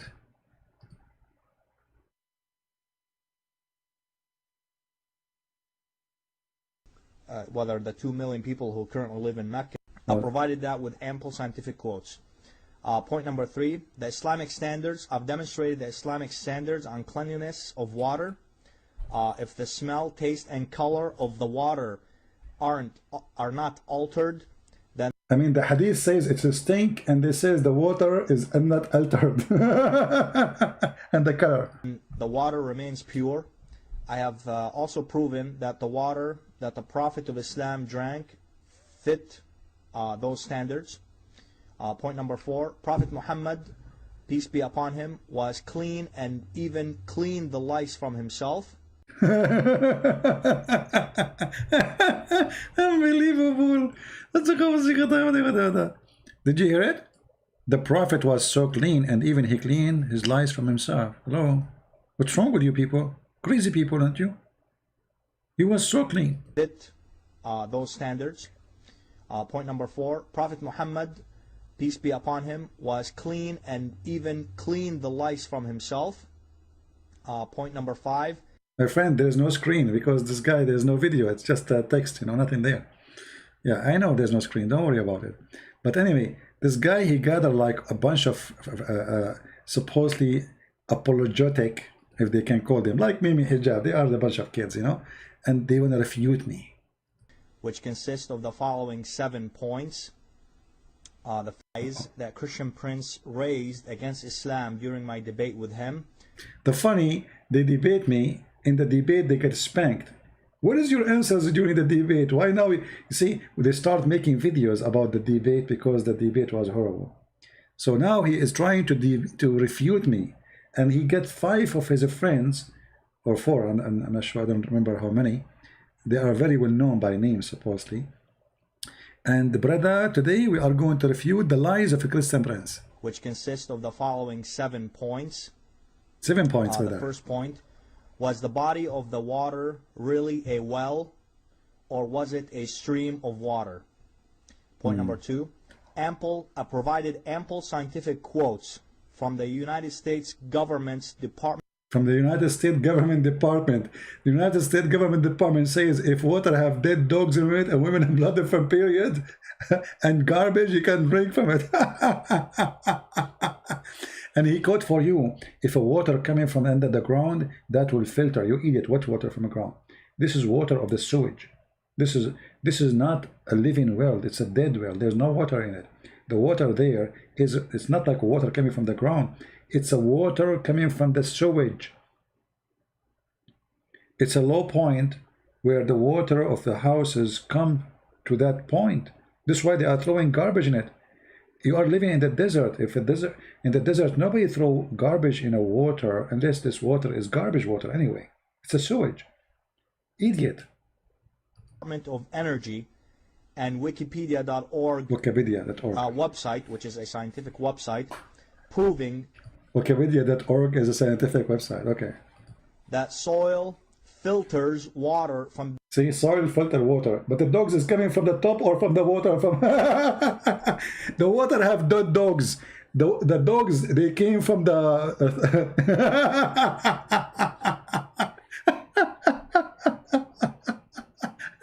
The dogs are around Muhammad, they are dead, and he says the soil filter the water. Bacteria and microbes. Provided that with ample scientific quotes. Oh boy. Point number 3, the Islamic standards. I've demonstrated the Islamic standards on cleanliness of water. If the smell, taste, and color of the water are not altered, then the water remains. The ones is asking for a screen. My friend, there's no screen. This guy is not. There's no video. He's not. He's just talking. So there's no screen. I will put for you something in the screen. Here we go. Are you happy now? Here we go. That's better. There's no screen. Pure. I have also proven that the water that the Prophet of Islam drank fit those standards. Point number 4, Prophet Muhammad, peace be upon him, was clean and even cleaned the lice from himself. Okay. You people like to have a screen, huh? You like to see pictures. All right. So Prophet Muhammad, he was so clean to the point he cleaned the lice from himself. And by the way, do you know why he mentioned the lice? Because when he was talking to me, he said, the Christian prince, you Christians are you are not clean. You don't clean yourself. I bet you have a lot of lice in your head.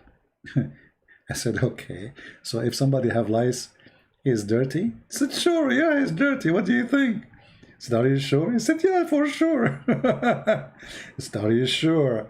You know, the guy got so excited. He said, yeah, hello. And then I showed him as a prophet full of lies. You should see what happened. And now, because he got busted, he's trying to cover it. So the prophet was so clean, and he even cleaned himself from lice.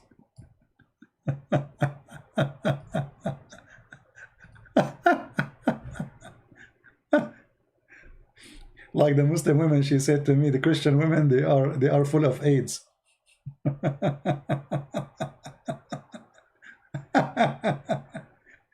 And the Muslims, they cut my video and they put there, I was saying the fact AIDS spread more there. Crazy people. So the Prophet was so clean to the point he cleaned himself from lice. Actually, do you know that Muhammad, he says lice are blessed animals? For they wake up the prophets to pray. Do you know that? Yeah. Muhammad even forbid them from cursing the lice. Even Muhammad, he says that Allah tests him by lies. Prophets are tested by lies. And this is why I am not a prophet yet. Where I'm going to get the lies from? Yeah. Actually, there's an article. Let me find it. Hold on. People in Dubai, they were selling lice because the Prophet used to have a lot of lice in his head.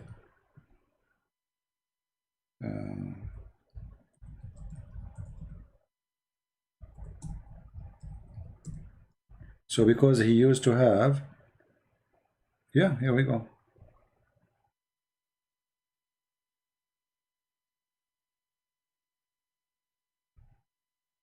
That's it. They want to follow the Prophet.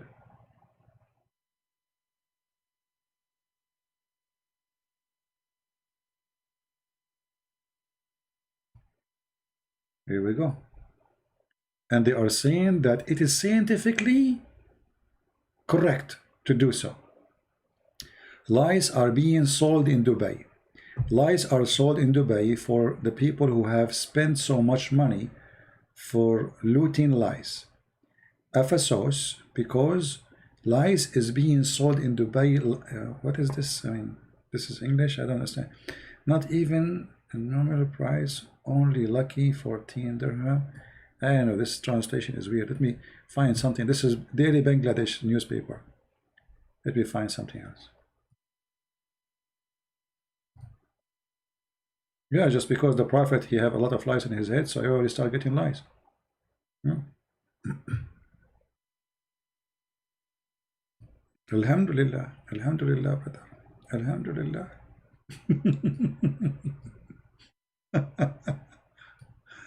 Okay.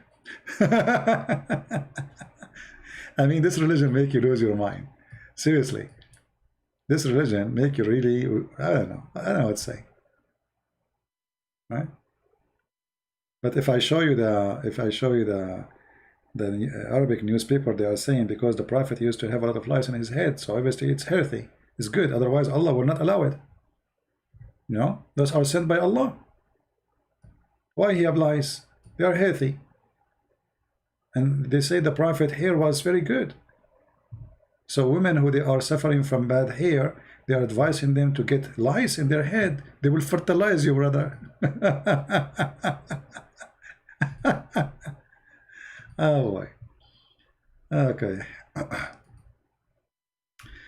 If you don't have lice in your head, you don't know what you are missing. Do you see? Look at this article. Lice is used in Dubai to treat your hair if you are losing your hair. Are lice being used to treat hair loss in Dubai? Yeah, brother.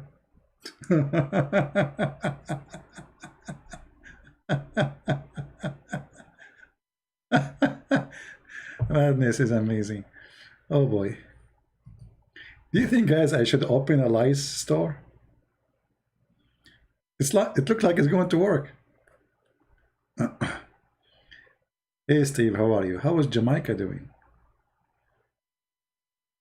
I went to Jamaica actually. I like it. Very beautiful country. And a lot of roosters everywhere. But there's no lice. That's why I could not stay for long. Yeah, there's no lice. I'm not going to stay in Jamaica without lice. Hello? No? Even in the Middle East, like you go to the hotel, they ask you, like, sir, do you like the hotel room with lice or without lice? Like the Prophet, or like, you know, are you Sunni or Shia? You know, if you are Sunni, you have to follow the steps of the Prophet. You have to get lice. You know? Actually, if I go in election in the Middle East, but you know, we don't believe in democracy anyway. We will force people to vote for me anyway. I will say in the speech, I will guarantee a lice for every citizen. Alhamdulillah, lies for every citizen. Alhamdulillah. Yeah. Yeah.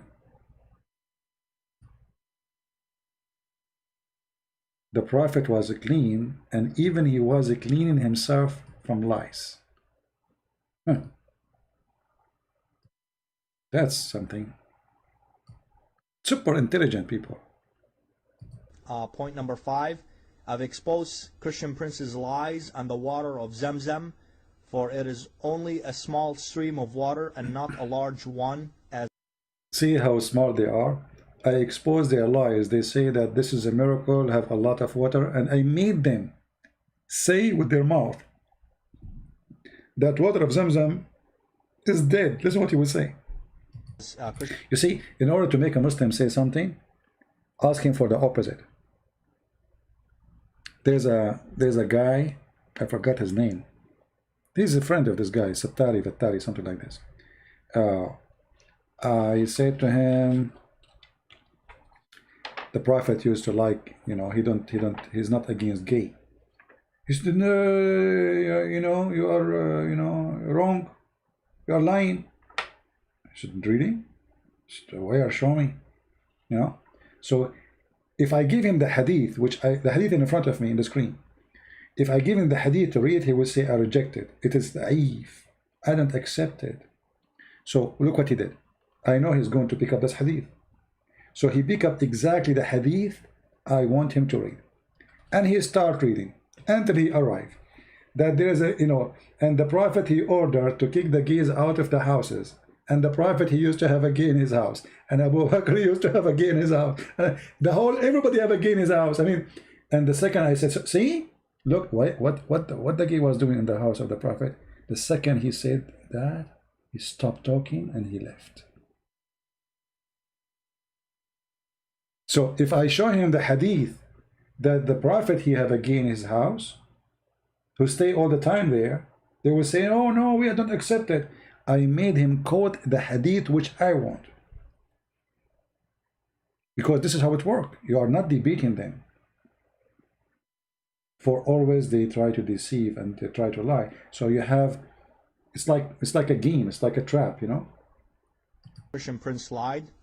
The Saudi Arabian government today provides water to its people, whether the 2 million people who currently live in Mecca and Medina, this number according to him, I don't know if this number is true or not, but anyway, it provides the water, the fresh drinkable water to them from the Red Sea and the Persian Gulf. Basically, they have special processing plants that... So how your Prophet order people to go and drink water Zamzam, and you Muslim, you send Zamzam to London, Zamzam to Australia, it's fake.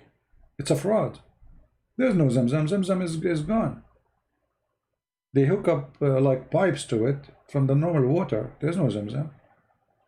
No. And how Allah he order you to go and drink from Zamzam then? If there's no Zamzam no more. May Allah Zamzam you. Take water from the sea and filter and clean out the salt, process the water and turn it into clean and drinkable water. This is where the Meccans of today get their water. The stream of Zamzam is not big enough to take care of all of them. Right. Point number 6, exposing Christian princes' lies on the bewitchment of Prophet Muhammad, peace be upon him. I've also demonstrated how Jesus suffered, quote, end quote, and had evil desires. That's according. So the guys, I quote, he's quoting, where we can find this is in the Bible. I mean, when they lie, it's amazing. The Bible says suffer and have evil desire, and I quote, this is quotation supposedly. I quote, again I quote.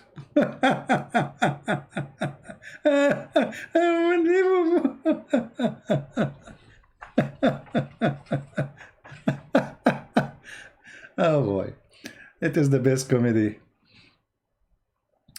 You know, sometime I'm driving, I stop like in the traffic light and I explode laughing. I remember something happened during those debates, and you know, like it's embarrassing. Sometimes people will look like, what's wrong with this guy? But today, because of the Bluetooth, you know, you can save yourself from being like, it's what, are you crazy laughing to yourself? Like, you know, you are by yourself.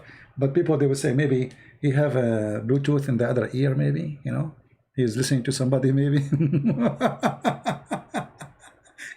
It's the best comedy. Unbelievable. According to his New Testament, in him during his 40 days of temptation from Satan. The temptation was so bad and so heavy on Jesus that angels had to, quote, attend him to help him from the, quote, suffering and, quote, evil desires. Quote, evil desire, quote, and suffering, quote. where we can, and how the angels are attending him if he is not God. He fasted for 40 days. What temptation, you coward. You see, when the Bible says that the Satan, he tempt is an act to try. Either it succeed or not.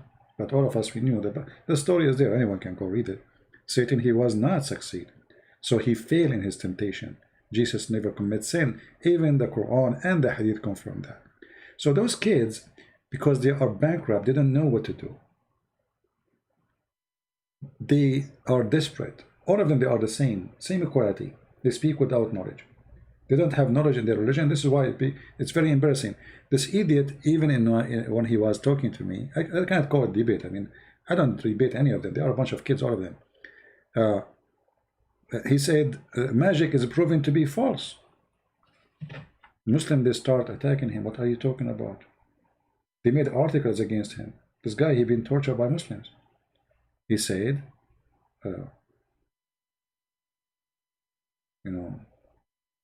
magic is proven to be false. I said, okay, wonderful. Let us show you the Quran then. The second I showed him what the Quran says, he said, okay, Christian Prince, we will talk about this later. I got to go.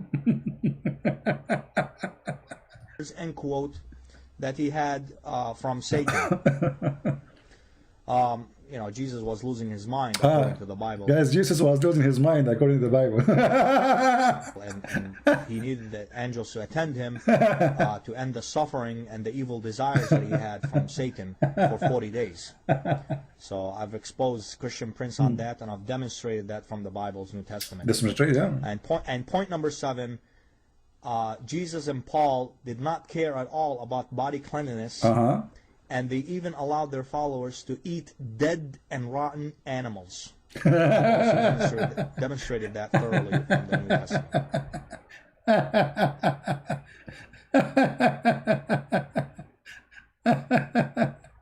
All right. From the commentary right now, okay, just to prove that you are a liar again, once more. Okay, here we go. Let me. Anyway, it's a kind of funny and.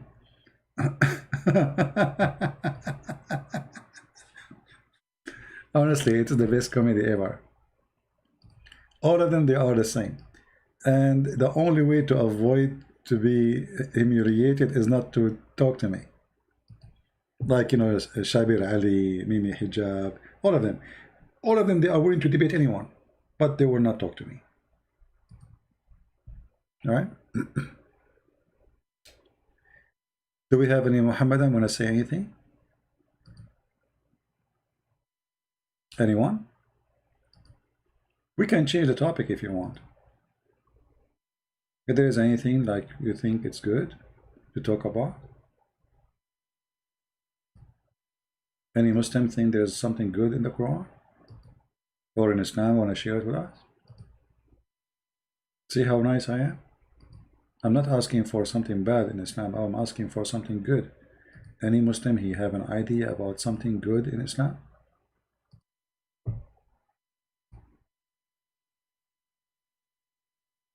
What is the meaning of Zamzam? I don't know really. I mean, this Zamzam thing is kind of weird. The name is strange. I don't know.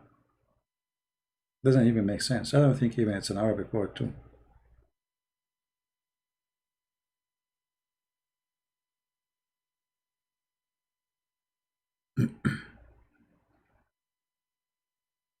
Any Muhammadan have anything to say? See, because we did not inform people that we are going live on air, and this is not the time I go usually live on air, so we don't have too many.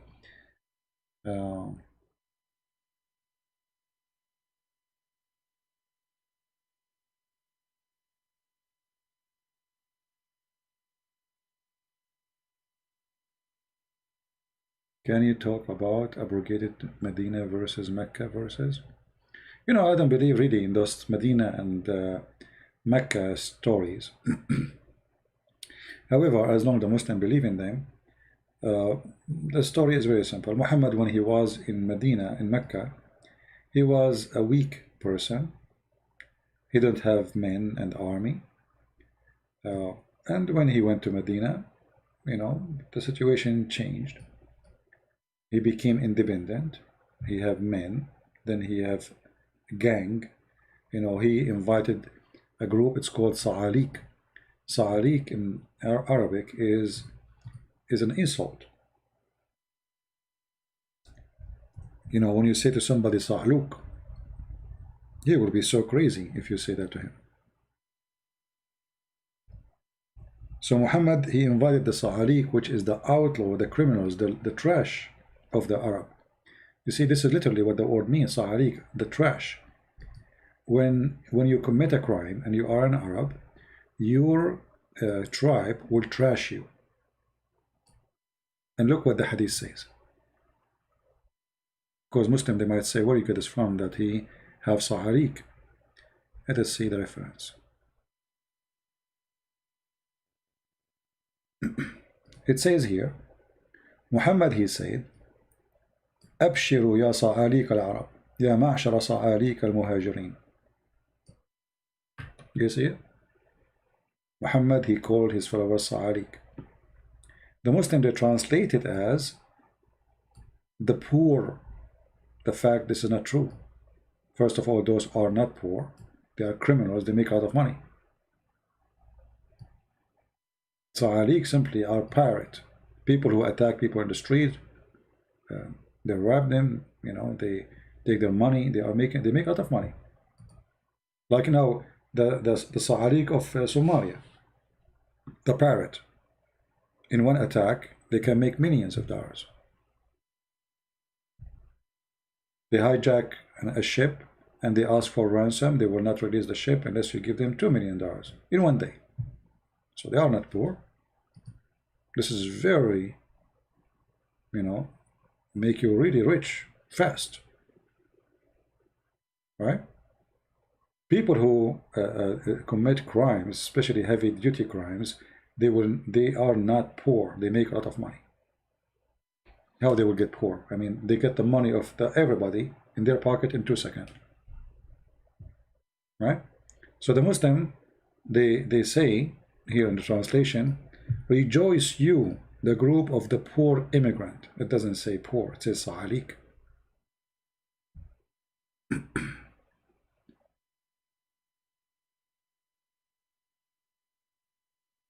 Yeah, they are homeless, but not in the word of meaning homeless, you know.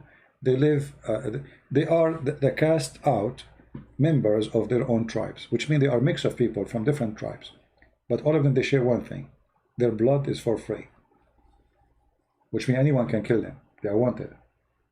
So let us say I belong to a tribe and I killed somebody, or I raped a woman, or did something. So in order for my tribe to avoid the revenge of the other tribe, they wash their hands from my blood. And that make me join the outlaw. So I cannot live in the tribe no more.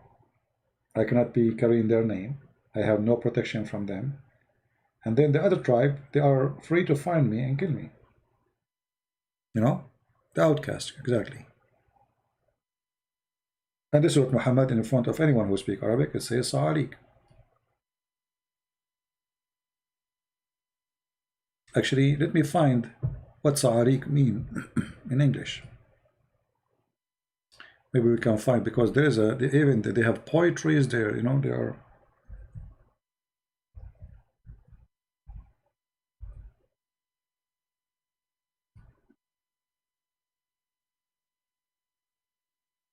Here we go, we found them in Wikipedia.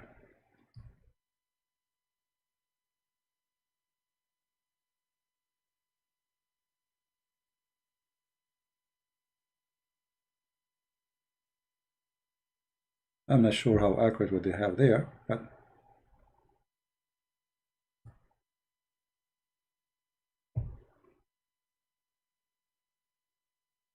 where mostly individuals have been forced of their tribes who lived on the fringes of society.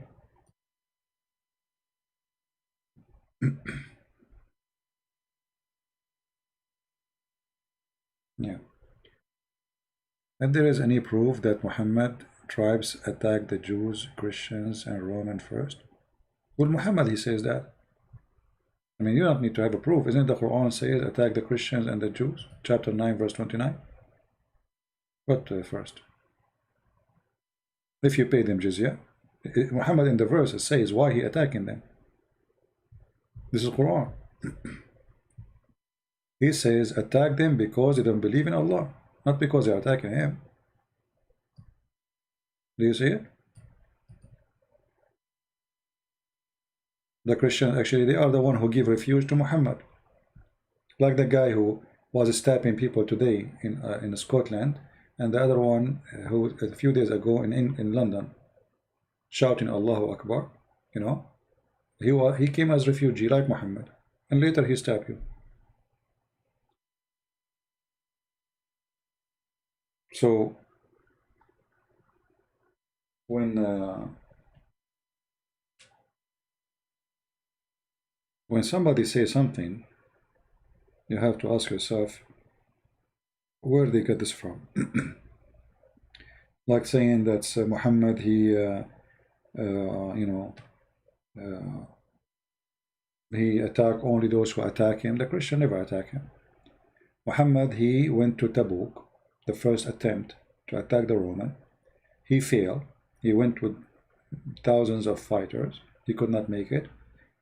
And then he sent a letter first to the king of the Roman in Jerusalem, convert or else Aslam to Islam.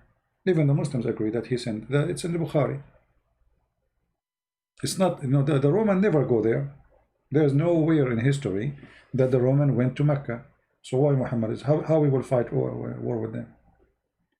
So what happened when Muhammad, he forbid non-Muslims from entering Mecca, chapter 9 verse number 28, people, they start complaining how we will make money now. Okay, you took over Mecca. You see that Tawbah is the last thing in Muhammad's life. This is a chapter, should be actually at the end of the Quran, not chapter number 9. This is at the end of the life of Muhammad. So he forbid the believers from allowing the non-believers to enter Mecca. Okay, but the Kaaba is a bazaar, is a market, is a mall, like the mall today, where people have stores, lingerie, Victoria's Secrets. So what the business will do now? The Jews, we kick them out, we kill them. The other Arabs, we kill them to the rich one, and the rich one, they run away. So what we will do now? So he said to them in this verse, if you see, and if you fear poverty, soon will Allah reach you. Okay, how? Out of his bounty. How? Go and attack the Christians and the Jews. So attacking the Christians and the Jews was a solution for being in poverty. There's no business. So Muhammad, he come with the idea, the Christians are rich, the Jews are rich. Let us attack the Roman. Let us attack the Jews and take their money. You see it? It's just the verse after verse. You see it? If you fear poverty, soon Allah will reach you. Go and kill the Jews and the Christians. Here we go. Why? Does it say because they are fighting you? No. Fight those who believe not in Allah nor the last days. So what is the problem? They don't believe in Allah. They don't believe in the last day of Muhammad. Nor they forbid what forbidden by Allah, which means Islam teaching. And they don't approve his messenger. See the problem? Nor acknowledge the religion of truth, which is Islam. So this is the problem. But this is really an excuse from Muhammad just to make money. This is why he says, if they pay you, let them live. How come? What? So we can bribe Allah? If we pay Allah, we can worship Jesus? You see here? It's a business. Is it clear? If you pay, you live. It's a gang. Muhammad, we just were talking about the outlaw, right? It's an outlaw gang, and he is the leader. This is why the Muslims themselves, they accuse him of stealing underwear. Have you ever heard of a religion, the companions of the Prophet, accusing the Prophet, which is the best of them, to steal clothing? And the clothes itself is a theft too, because they are fighting over what is stolen already, you know?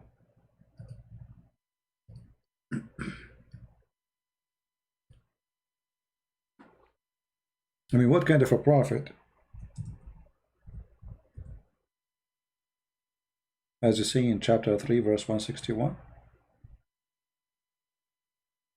how a prophet can be a thief? And look at the false translation. It says no prophet could ever be false in his trust. It doesn't say that. It says Yahul. It's not for a prophet to be a thief. Change the translation. I mean, you cannot find even a decent translation. Let us see this one. What trust? Here we go. Look at this translation. Look how funny it is. Just to avoid that he's a thief. It is not for any prophet to take illegally a part of the booty. It's the booty. How it became legal. They attack a caravan and now they are fighting over the laundry. And they are fighting over what? Clothing. You believe it?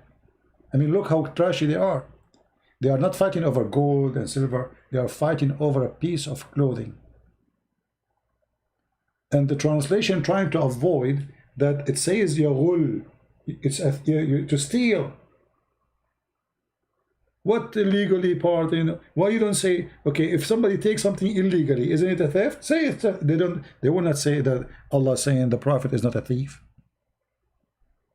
And actually, this verse here proving that Muhammad is a fraud. Anyone knows why? Anyone notice why? Let's see how many of you are listening, learning.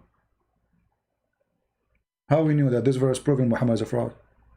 Okay, let's say this. Somebody accused me of a theft, and God wanted to show that I am innocent. Is it enough just to say, to make a verse delivered to me?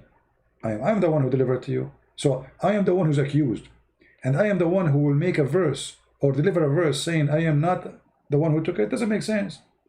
Why Allah don't tell Muhammad who is the one who took it? We go to his house, we found the underwear. You know what I mean? Muhammad did not tell who is the one. Why Allah did not tell him who is the one who took the underwear? That will prove that Muhammad is innocent. And it's amazing, it's a miracle, because nobody knows. You know what I mean? Are you getting my point? So if you want to defend him and you are God, at least tell us, okay, where we can find this underwear in the drawer of who? So it's going to be amazing if Allah told Muhammad, go to the house of this guy and open his drawer and you will find the underwear. And that will clear your name. But to say it's not Muhammad, you just prove that it's Muhammad. Because if it's not Muhammad, it means someone else. So how come Allah don't tell Muhammad who is he? So, you know, it's obvious. It's a stupid book. This book is stupid. But sometimes, I don't know, sometimes I feel like, how in the world a human being can be so silly, stupid? Don't see it. I mean, are you blind? Are we really blind? Isn't it clear? I mean, you accuse somebody, if he is a thief, he stole an underwear, and then you accept that he is not the one who stole it by making a statement saying, God told me to tell you it's not me. You go to the bank, you rob the bank, and then the police come to you, and they accuse you that you are the one who was in the camera, and you say it's not me. What the proof? Said, okay, tomorrow Allah will prove it. And then tomorrow you give him a verse, says, Allah gave me this verse, it's not me who goes in the bank. Who was it? Allah don't know. So was it really underwear? You see, I say it's underwear because it's obviously it's important. You know, we Arab, we care for the most part of the clothes. Like this is the underwear.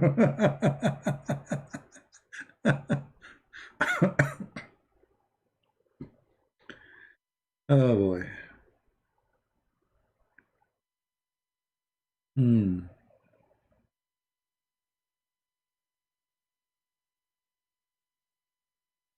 There's an Arab guy. He's a womanizer. So what he do? He take a gift to women, and then he steal the gift after he sleep with them. You know. So he sleep with the women. He give her like a panty.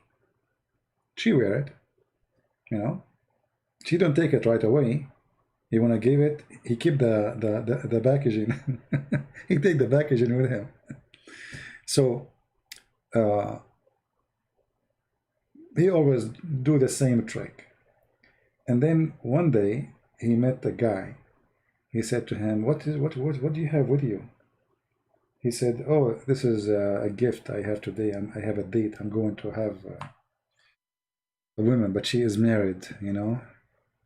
The guy, he said, "Oh, really? Good for you, man. Good for you. Let me see what you have. What you have." So he showed him what he have in the back. It was a panty his wife she was wearing last night. And this is exactly what happened with Muhammad. Even when they accused his wife that she was sleeping with the guy, his name is Safwan, he made a verse saying she was not doing that. I mean, there is witnesses. There's people who they are witnesses. The women, she spent the night with him. How he proved that his wife is not sleeping with the guy? He made the verse. Allah told him, it's not her. That's it. The story is over. Yeah.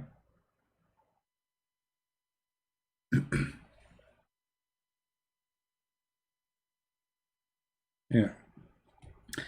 Anyway, did we have a good time today? Now tomorrow, supposedly, I have a early morning program. Maybe I should move it to Sunday. What do you think, guys? Actually, today we are Saturday. You see, I'm not counting time. Man, oh man. I hate you all because of you. See, I'm imagining now it is Friday. Like Muhammad. Yeah, tomorrow is Sunday. I don't know. Okay. See, I don't like to go and speak about Muhammad in Sunday, actually. Maybe I should have changed the time to Monday. Leave Sunday holy.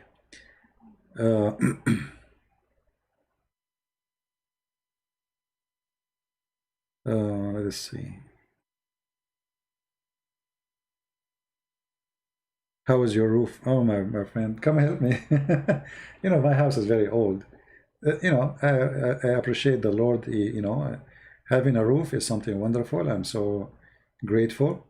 But I have like bad insulation. You know, many things need to be repaired. And now it's getting more and more hot. And literally, I feel I'm being cooked like a barbecue. And you know, here labor in USA is very expensive, extremely expensive. It's okay, you know.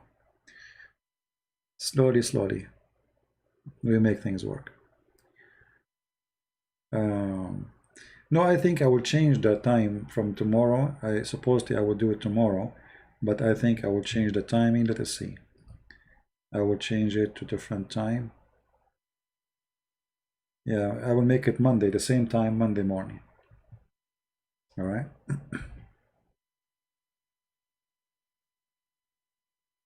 Maybe I go tomorrow in the quality of life. I will see. I did not go there for a long, you know, but I like to keep Sunday away from the garbage of Muhammad. Hey, how are you? Bam, from South America. Where from South America? Which country? Actually, I order a fan for the attic. Yeah, very expensive stuff. I ordered solar one, but they are expensive. But better than being cooked. You know what you can do.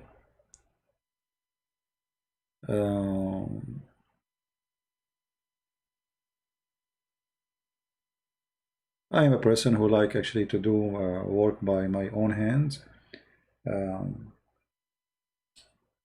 I paint, I fix windows, I fix floor, I install faucets. I'm a multitask person. You look tired? You don't see me, my friend. No, I'm not really tired, but it's hot. It's hot and my house, the air condition is not working properly, very bad. So I have my fan and I cannot even force the fan on me, otherwise the sound will come in the microphone. So I'm sweating here to avoid the fan to be on me.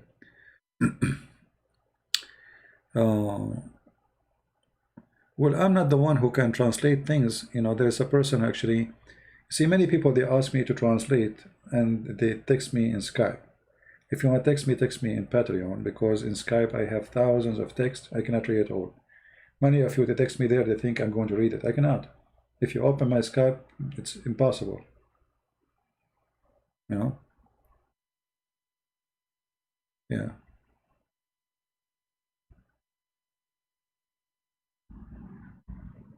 I am a bad handyman. Why, Samir? Why I'm a bad handyman?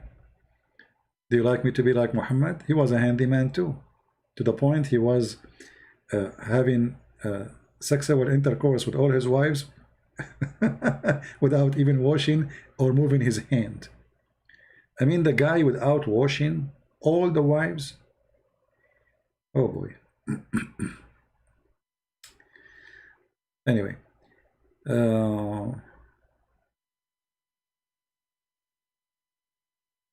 Yeah, but those portable, they are expensive, and actually I bought small one, but it's useless. You know, the temperature here goes really high, very high. So when it goes like in the middle of the day, the temperature is like an oven.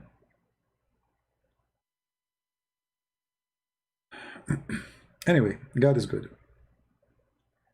Do you know proof Hitchin? No, I don't know. I don't know this person. His name is Hishen. From Tunisia, his name is Hishen. The name is strange, I don't know.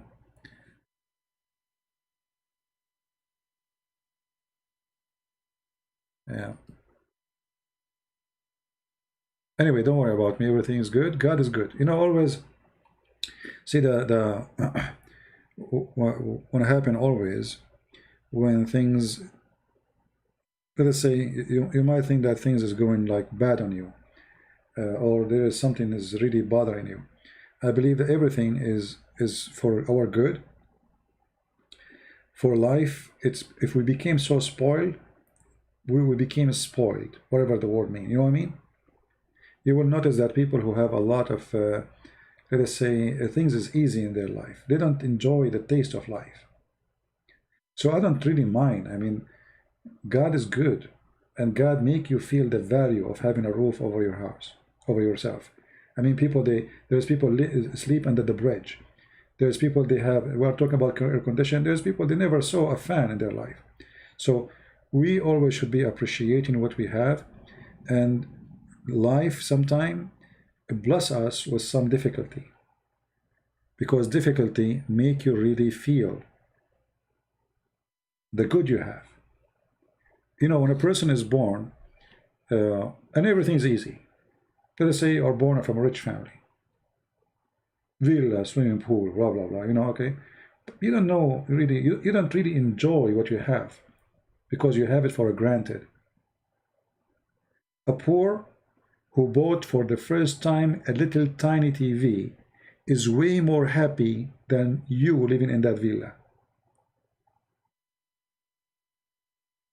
For you will be more grateful, and this let us say the secret of being happy is to be grateful.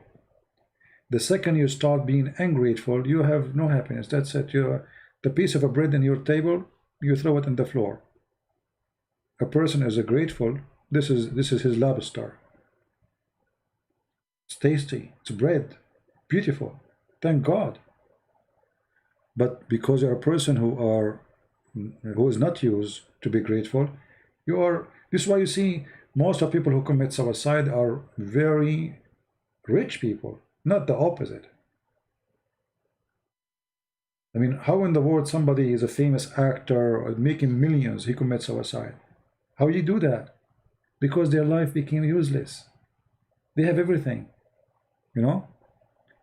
Struggle is very healthy, can make you stronger. It strengthens your mind, because always you have to think how to improve your life, and that will make you even work harder, especially if you have people who you love. You want to make them happier. You will see a poor guy, he go work hard to make little tiny salary so he can buy little toy to his daughter, and when he grab it, it's like he got a treasure in his hand. It's like he just bought his dream. A spoiled kid in a rich family, you buy him every day a toy. He is unhappy, he is complaining, he don't do good in school, he don't like people around him, he is lonely, I mean, you will find all problems in the world is in the head of this child, because he did not learn from his family to be appreciating what he have. Appreciation is the key of happiness. A person who don't appreciate, he don't deserve what he have, and he will lose it. You know what I mean? Appreciating a man you have, a woman you have, a child you have, appreciating a little roof you have in the top of your head, you know, appreciating that you are healthy, even having teeth, you know. People don't appreciate their teeth until they lose them. That's the truth, you know. I mean, we grow and we became old and etc., and we have them for granted in our mouth, right? Until we have pain, and then you will notice that how important it is to have healthy teeth. You know what I mean? Even that having teeth, like many, there's people, they are born blind. They don't even know. When you say the mountains is so beautiful, the trees, the birds, the green, blue, they don't know what is that. So imagine yourself, you don't even have eyes. So if you look at what you have, you will notice how lucky you are, even if you think you have nothing.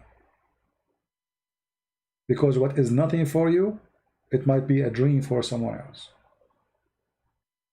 There's some people, they cannot walk. There's some people, they cannot move their hands.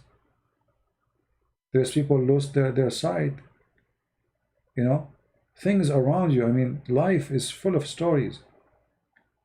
And if you are a person who will not learn how to appreciate, you will never live happy.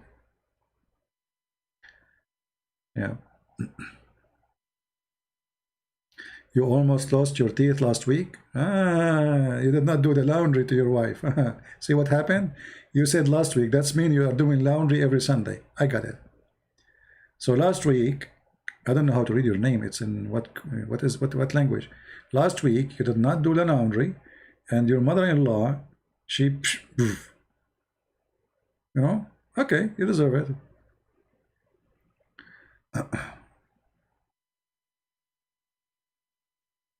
Yeah, his name is Qatham. Yeah, Qatham. Yeah.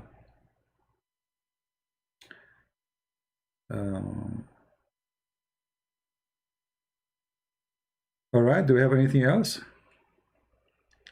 Yeah, my advice for always appreciate what you have, otherwise you will lose it.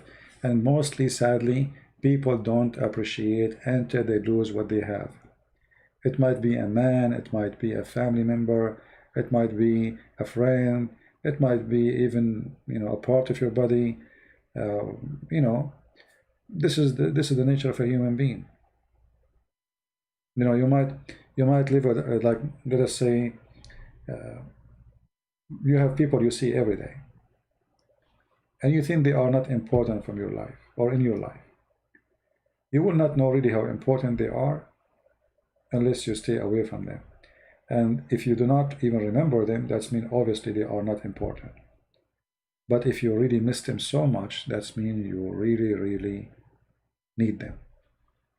They are a very important part of your life. And that's what happened with many of us. Like, you know, you have a child, you humiliate him, go find a job. You know, when I was in your age, you know, just don't be tough with your children. Give them a chance. And be a hand for them, not against them. You know, all of us, we go through time when we are lazy, maybe, or we are not being successful, or not even thinking right. So don't make it worse. The one who need you, he need you now, when he is not successful, not when he is successful. So you should be easier with the one who is not successful when he is not successful, not the opposite. Usually we do the opposite, and then we lose someone important for us. Be smart, don't be a fool, right? Take care of your kids. Don't put too much pressure on them. Try to direct them without losing them. It's like, you know, sometimes, you know, when you put too much pressure, you have a screw. You think it's loose, and you want to tighten it so hard so it's going to be strong. But if you tie too much, you might break it. So you have to know when is the limit, when to stop. And this goes for everything, even for you. Sometimes you want to be tough on yourself. You have a limit. You have to know where and when to stop, otherwise you will be broken. All right?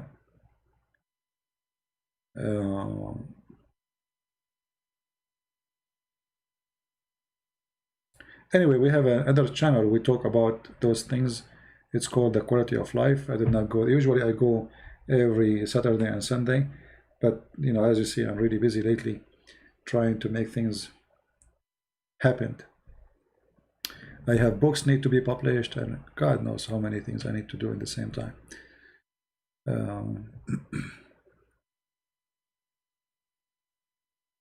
Okay, let's see.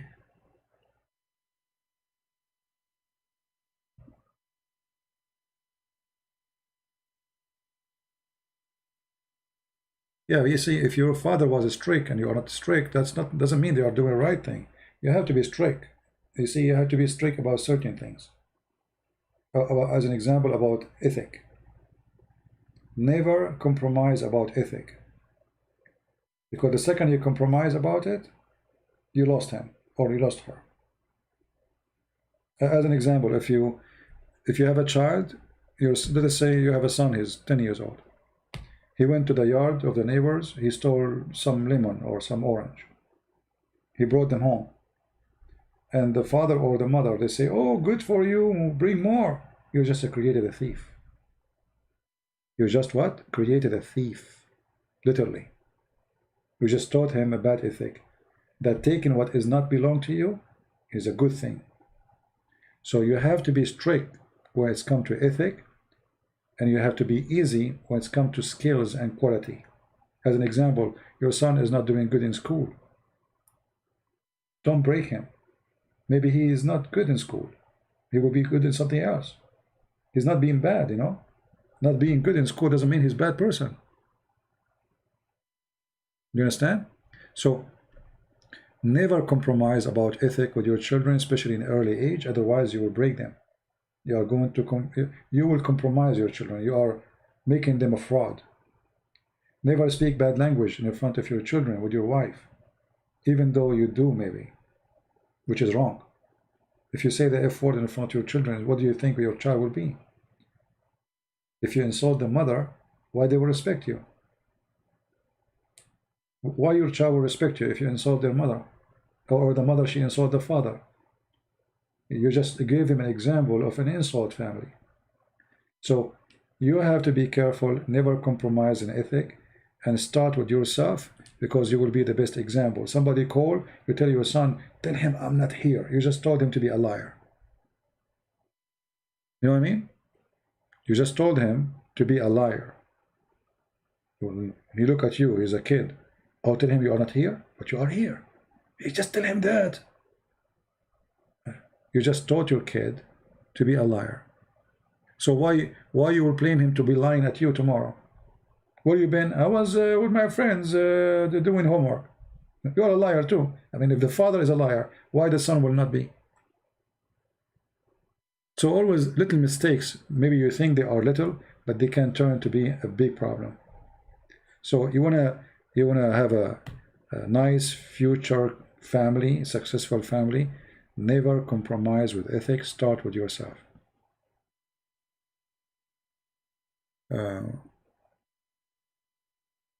As the Bible says, from their fruits you shall know them, right? Your son is a child, he's innocent, he don't know. So you are the fruits. You see the tree, you are the tree. He don't have a fruits yet, he's a kid. So he look at your fruits, and your fruits is not a good example. Lying, maybe cheating, maybe etc. So why he want to be, you know, sometimes kids who they are born of a bad parents, they can be way better than their parents, but this is not necessarily the case always, because they have like a reaction in the correct direction. But usually children will take a lot from their parents, usually, but not in all cases. Yeah, sometimes you will find someone is born from a family, the father was drunk, he beat the mother, the woman, she was cheating, but then the son is totally different, right? But this is not the case always. And usually those kids, they go through a lot of suffering before they can go in the correct direction. Anyway, I think we have enough for today. I'm not going to keep this video really, but you can cut the part where we are talking about Ishmael is not from Muhammad is not from Ishmael. All right.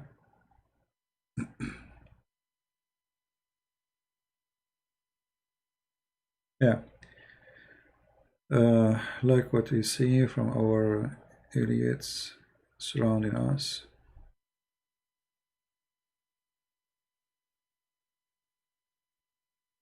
Idiots. I don't know what you mean by idiots. Excuse my English, Samuel.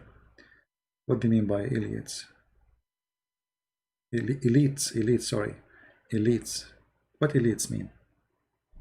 Hold on, let me search it. I don't know what is. You know, I think I'm trying to figure it out. Are you saying the famous one? When you say the elite, like leaders or etc. Leaders are the last one to be followed. They are not leaders. They are there because they are corrupt. You know what I mean? Yeah, they are ruling class because they are corrupt. You see, if you are a decent man, you will not be there. They will never even let you get there. And if you get there, they will take you off very fast. Let us say you get there by mistake. Like, let us say, I'm not going to say Trump is the good guy, but compared to the rest, he is very good compared to them. So he is being there is a mistake for them, trying to correct it. He is not really good, but he is way better than all the scam around. So they will try to take him down as soon as possible. Always the corrupt ones, they will be the class. The class never was the good ones. Never, never. Never think that a class have, you know, like, look around you. I don't need to describe to you. Just look around you. Right? Yeah. The good ones have nothing to do with what they call them the class. The class, all of them, they are to be a class, you have to be not honest. You say something you don't believe in. Like me, you know, if in order to make YouTube happy with me, I have to say things I don't agree with. And then they will allow me to collect donation in YouTube. But because I don't care, you know, I say things as it is, I cannot use you know, I mean, all people, they have that you know, option to collect donation, right? But not for me. YouTube sent me many times, many warning, and that's it. You know, you are not, or you know, against our guideline, blah blah blah blah blah. Okay, your guideline will not make me compromise and be a slave of your money. I know exactly what they want, and I will not do what they want. So they use donation and the source of income to oppress you. As simple as that. So either you know, okay, say, oh, you know, now I can get donation, people, they can support me, I have to speak in different way, etc. I'm not going to do that. I don't care. People, they say to me, you say idiot, you say donkey, you say it. I will say it. I don't care. Because this is not the reason for them to stop me from collecting donation. There's way more reasons. I'm making a lot of people angry and they don't like what I do. No? Make a video about lingerie, about anything silly. You know, you will get money. Right. Or support Islam. You will make money. They will never, YouTube, they will never take the account of anyone supporting Islam because he is out of the guideline, even though they speak about jihad, they speak about the, you know, I mean, teaching hate against the Jews, the Christians, etc.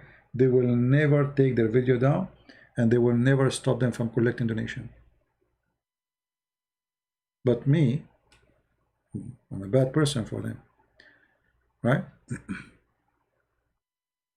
Yeah.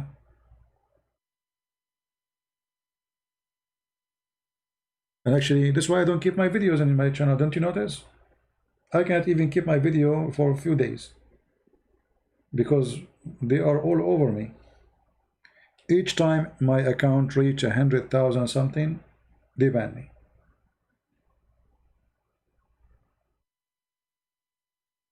If I am not getting banned, I should have millions of subscribers by now. Imagine if I have all the videos still in my channel and all the subscribers, they are, I mean, endless number of people. But they will not let you grow.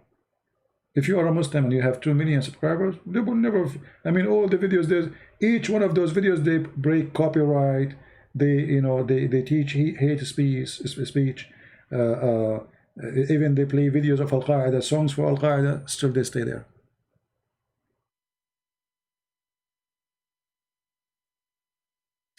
Can you speak about how to explain to non-English speaking Muslims about the context of the hadith? You see, the language is not the problem. The problem is the knowledge.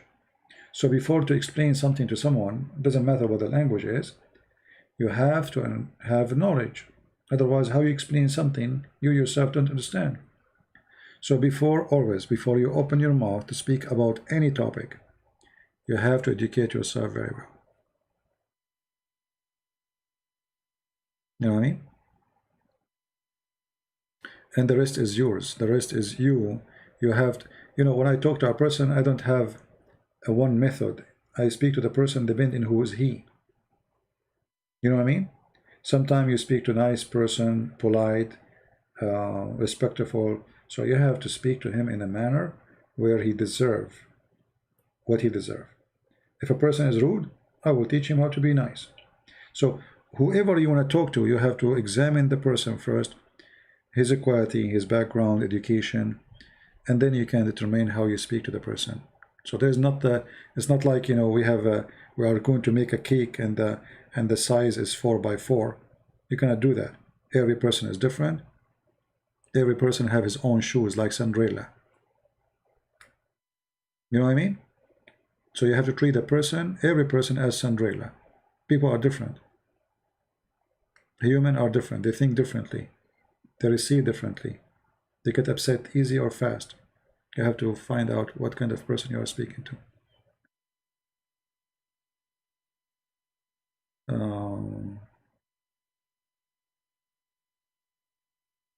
All right. Anything else, guys?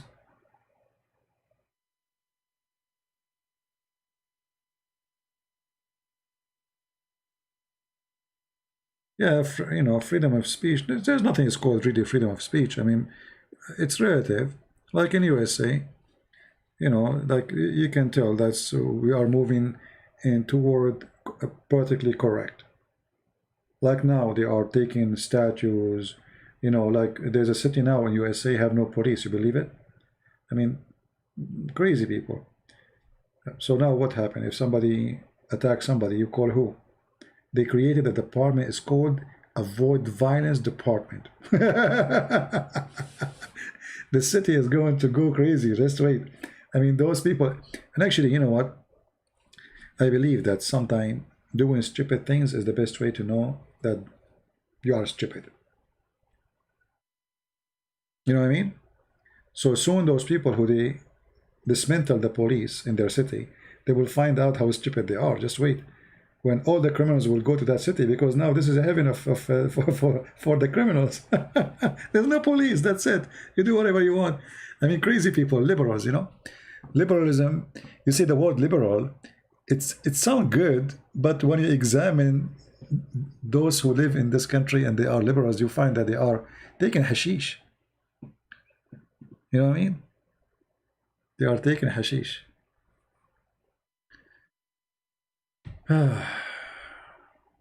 Yeah. Can you explain chapter 66, 1 to 5? Is it about Maria or honey? My friend, do you think really God will make a verse about eating honey? I mean, isn't it the Quran says honey have like benefit from it? So, you know, the story is about Maria. And even the Muslims agree. In their books it says about Maria.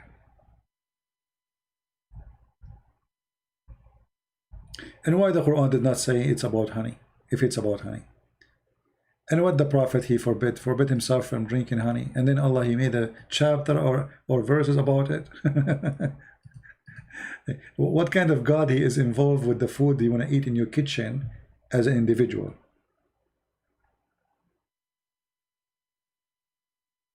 And there is no single hadith says that the Prophet he ordered or forbid honey. That's false. Actually, he ordered people to drink honey all the time.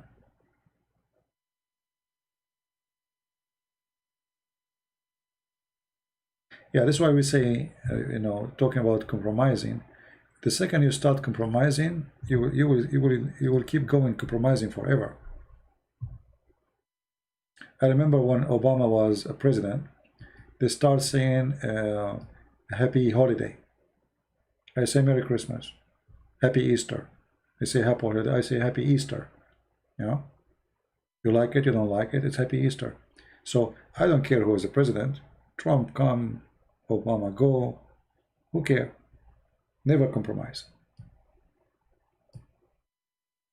Never say what they like you to say. Say what you believe is the right thing to say. Right?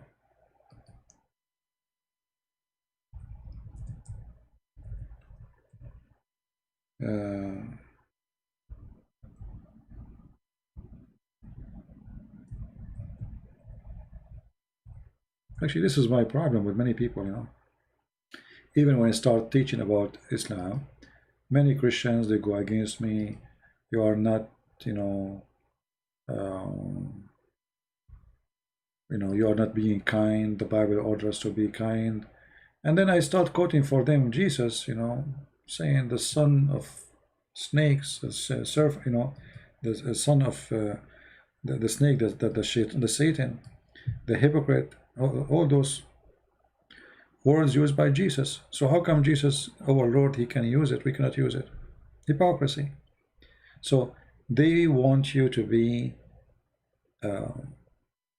without teeth, and all of them, they quote for you. If somebody hit you in your cheek, give him the other one. That's it. This is the only verse they knew in the Bible, just to make you. But this verse is not really what it's meant to them. The Bible teaches not to be evil, not to fight evil by evil. Beating a person who did beat you is not going to fix the problem. Call the police. In the time of the Roman, there was a law. If somebody beat you in the other cheek, in this cheek, you go to jail. If you beat in the other cheek, no. It might be funny law, but this is the law. So use the law. Use the law. There's a judge, there's a government, there's a police.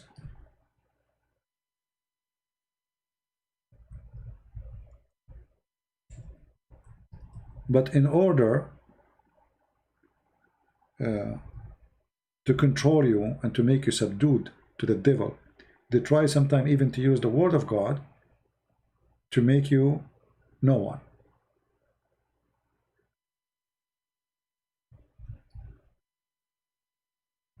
I told you before,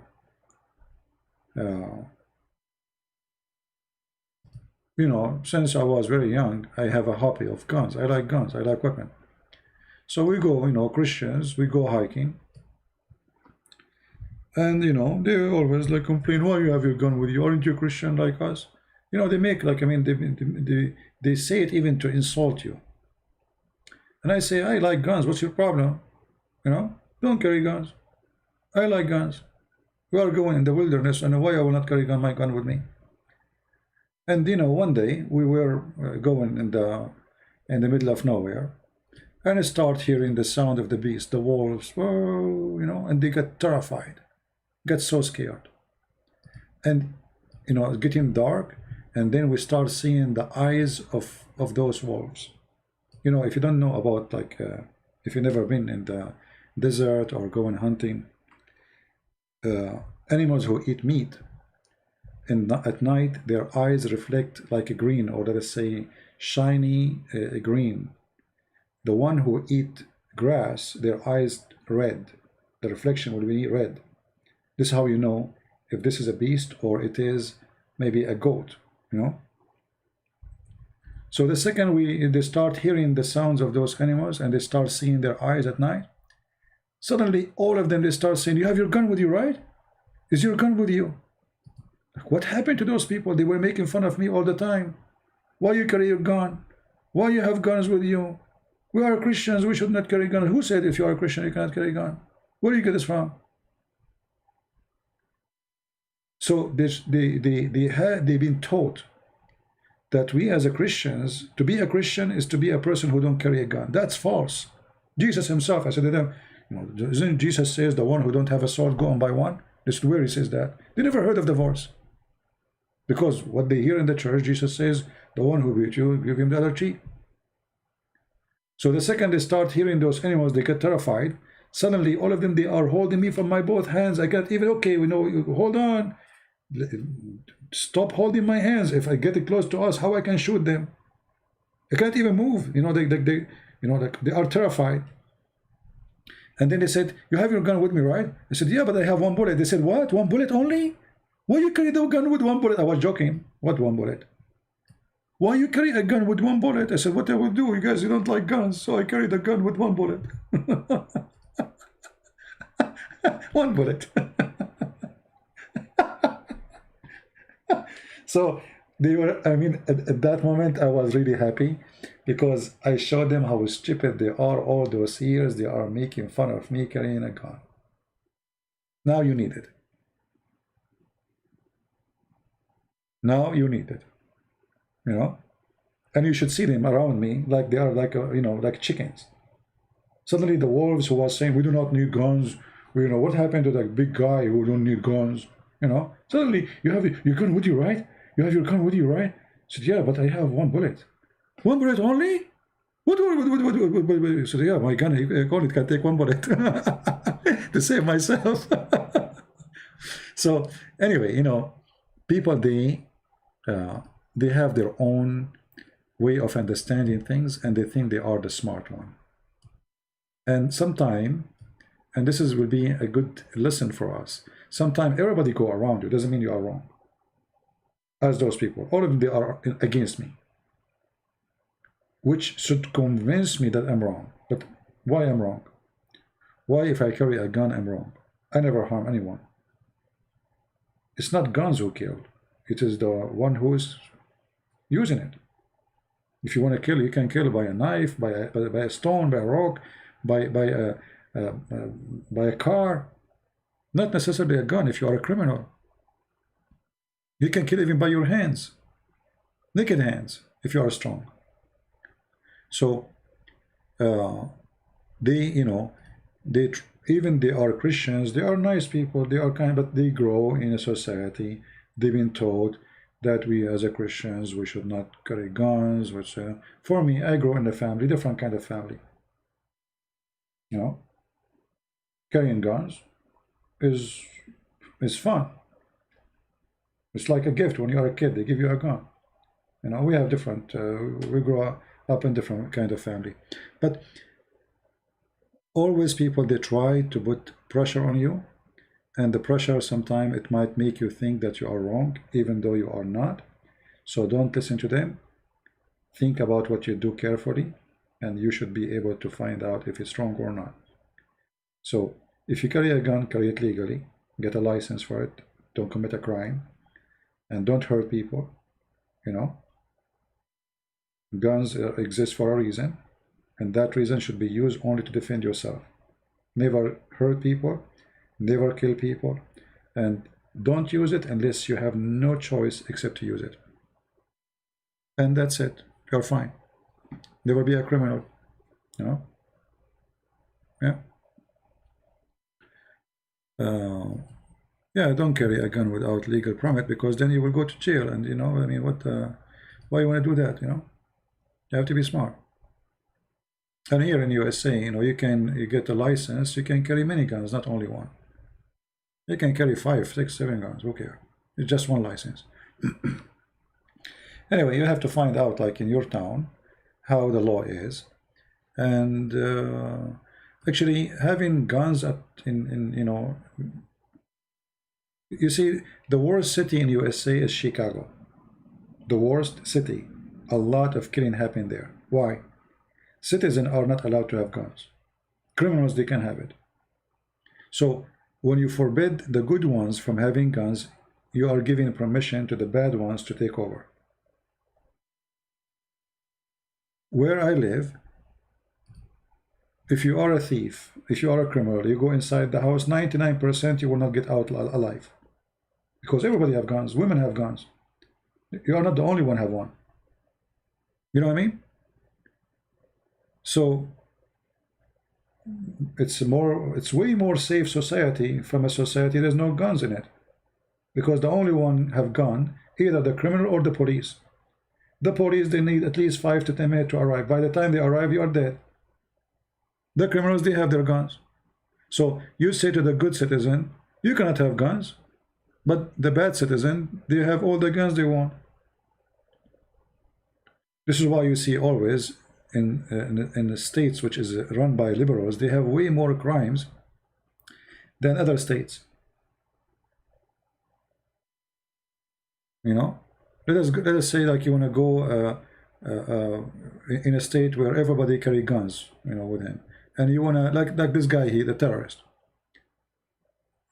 The second you say I want to kill you, Allahu Akbar, you will be shish kebab, because everybody have guns. But if you go to a state where, like in England nobody can have guns. So the citizen cannot protect themselves, and the criminals, they can kill you. Stupidity. All right. So for me, you know, I support that every citizen should have guns at home, but just be sure that you are not giving it to a crazy person. You can make like an exam to see how stable he is, check his credit, you know, to see that, to be sure that you are not giving it to a crazy person who will start using it left and right. But having guns can make more safe society actually. It's not the opposite. All right. All right, I think we have enough for today. Now, what we would do with this video became long, and I wanted to talk about Ishmael, etc. So if you want to download the video, you have to cut the part speaking about, and you stop from the time we stop talking about Ishmael, if you like to download it. And as I know, I don't keep my videos for long.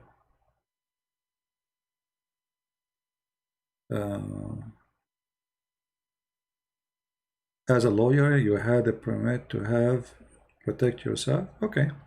Well, here you don't have to be a lawyer. You can have it wherever you want. You can have. There's a guy, he used to come to my chat room. Once this guy, he, we were talking about guns. So he said, "Do you want to see what I have?" I said, "Sure." I mean, this guy, he have like, I don't know. I was like, what do you have there, man? The guy, he have M16. He have, I have AK-47, Kalashnikov. I mean, this guy, he have this is not right. For me, I don't believe this is right. I mean, why you need to have all those guns? I told him, why you need them? This is a lot. This is not for one person. This is just for somebody when I go for war, you know? What you need is just something to protect yourself, and don't waste your money, because too much weapon and you will not need it anyway. It's a waste of money. If you have extra money, give it to the poor. All right. Anyway, I want to say thank you guys for being here. I will change the timing for broadcast tomorrow. I will make it Monday. Because tomorrow is Sunday, so it's not right. I don't want to talk about Muhammad in Sunday. So I will hide this topic here. I will recreate the topic again later for Monday. All right. So I want to say thank you guys for being here. May the Lord bless you all. And I hope we have a good time. I pray that all of us, we will be safe with this corona and all the evil things around us in our life. We pray for your family, your children's, for your beloved one, and even the one who hate us.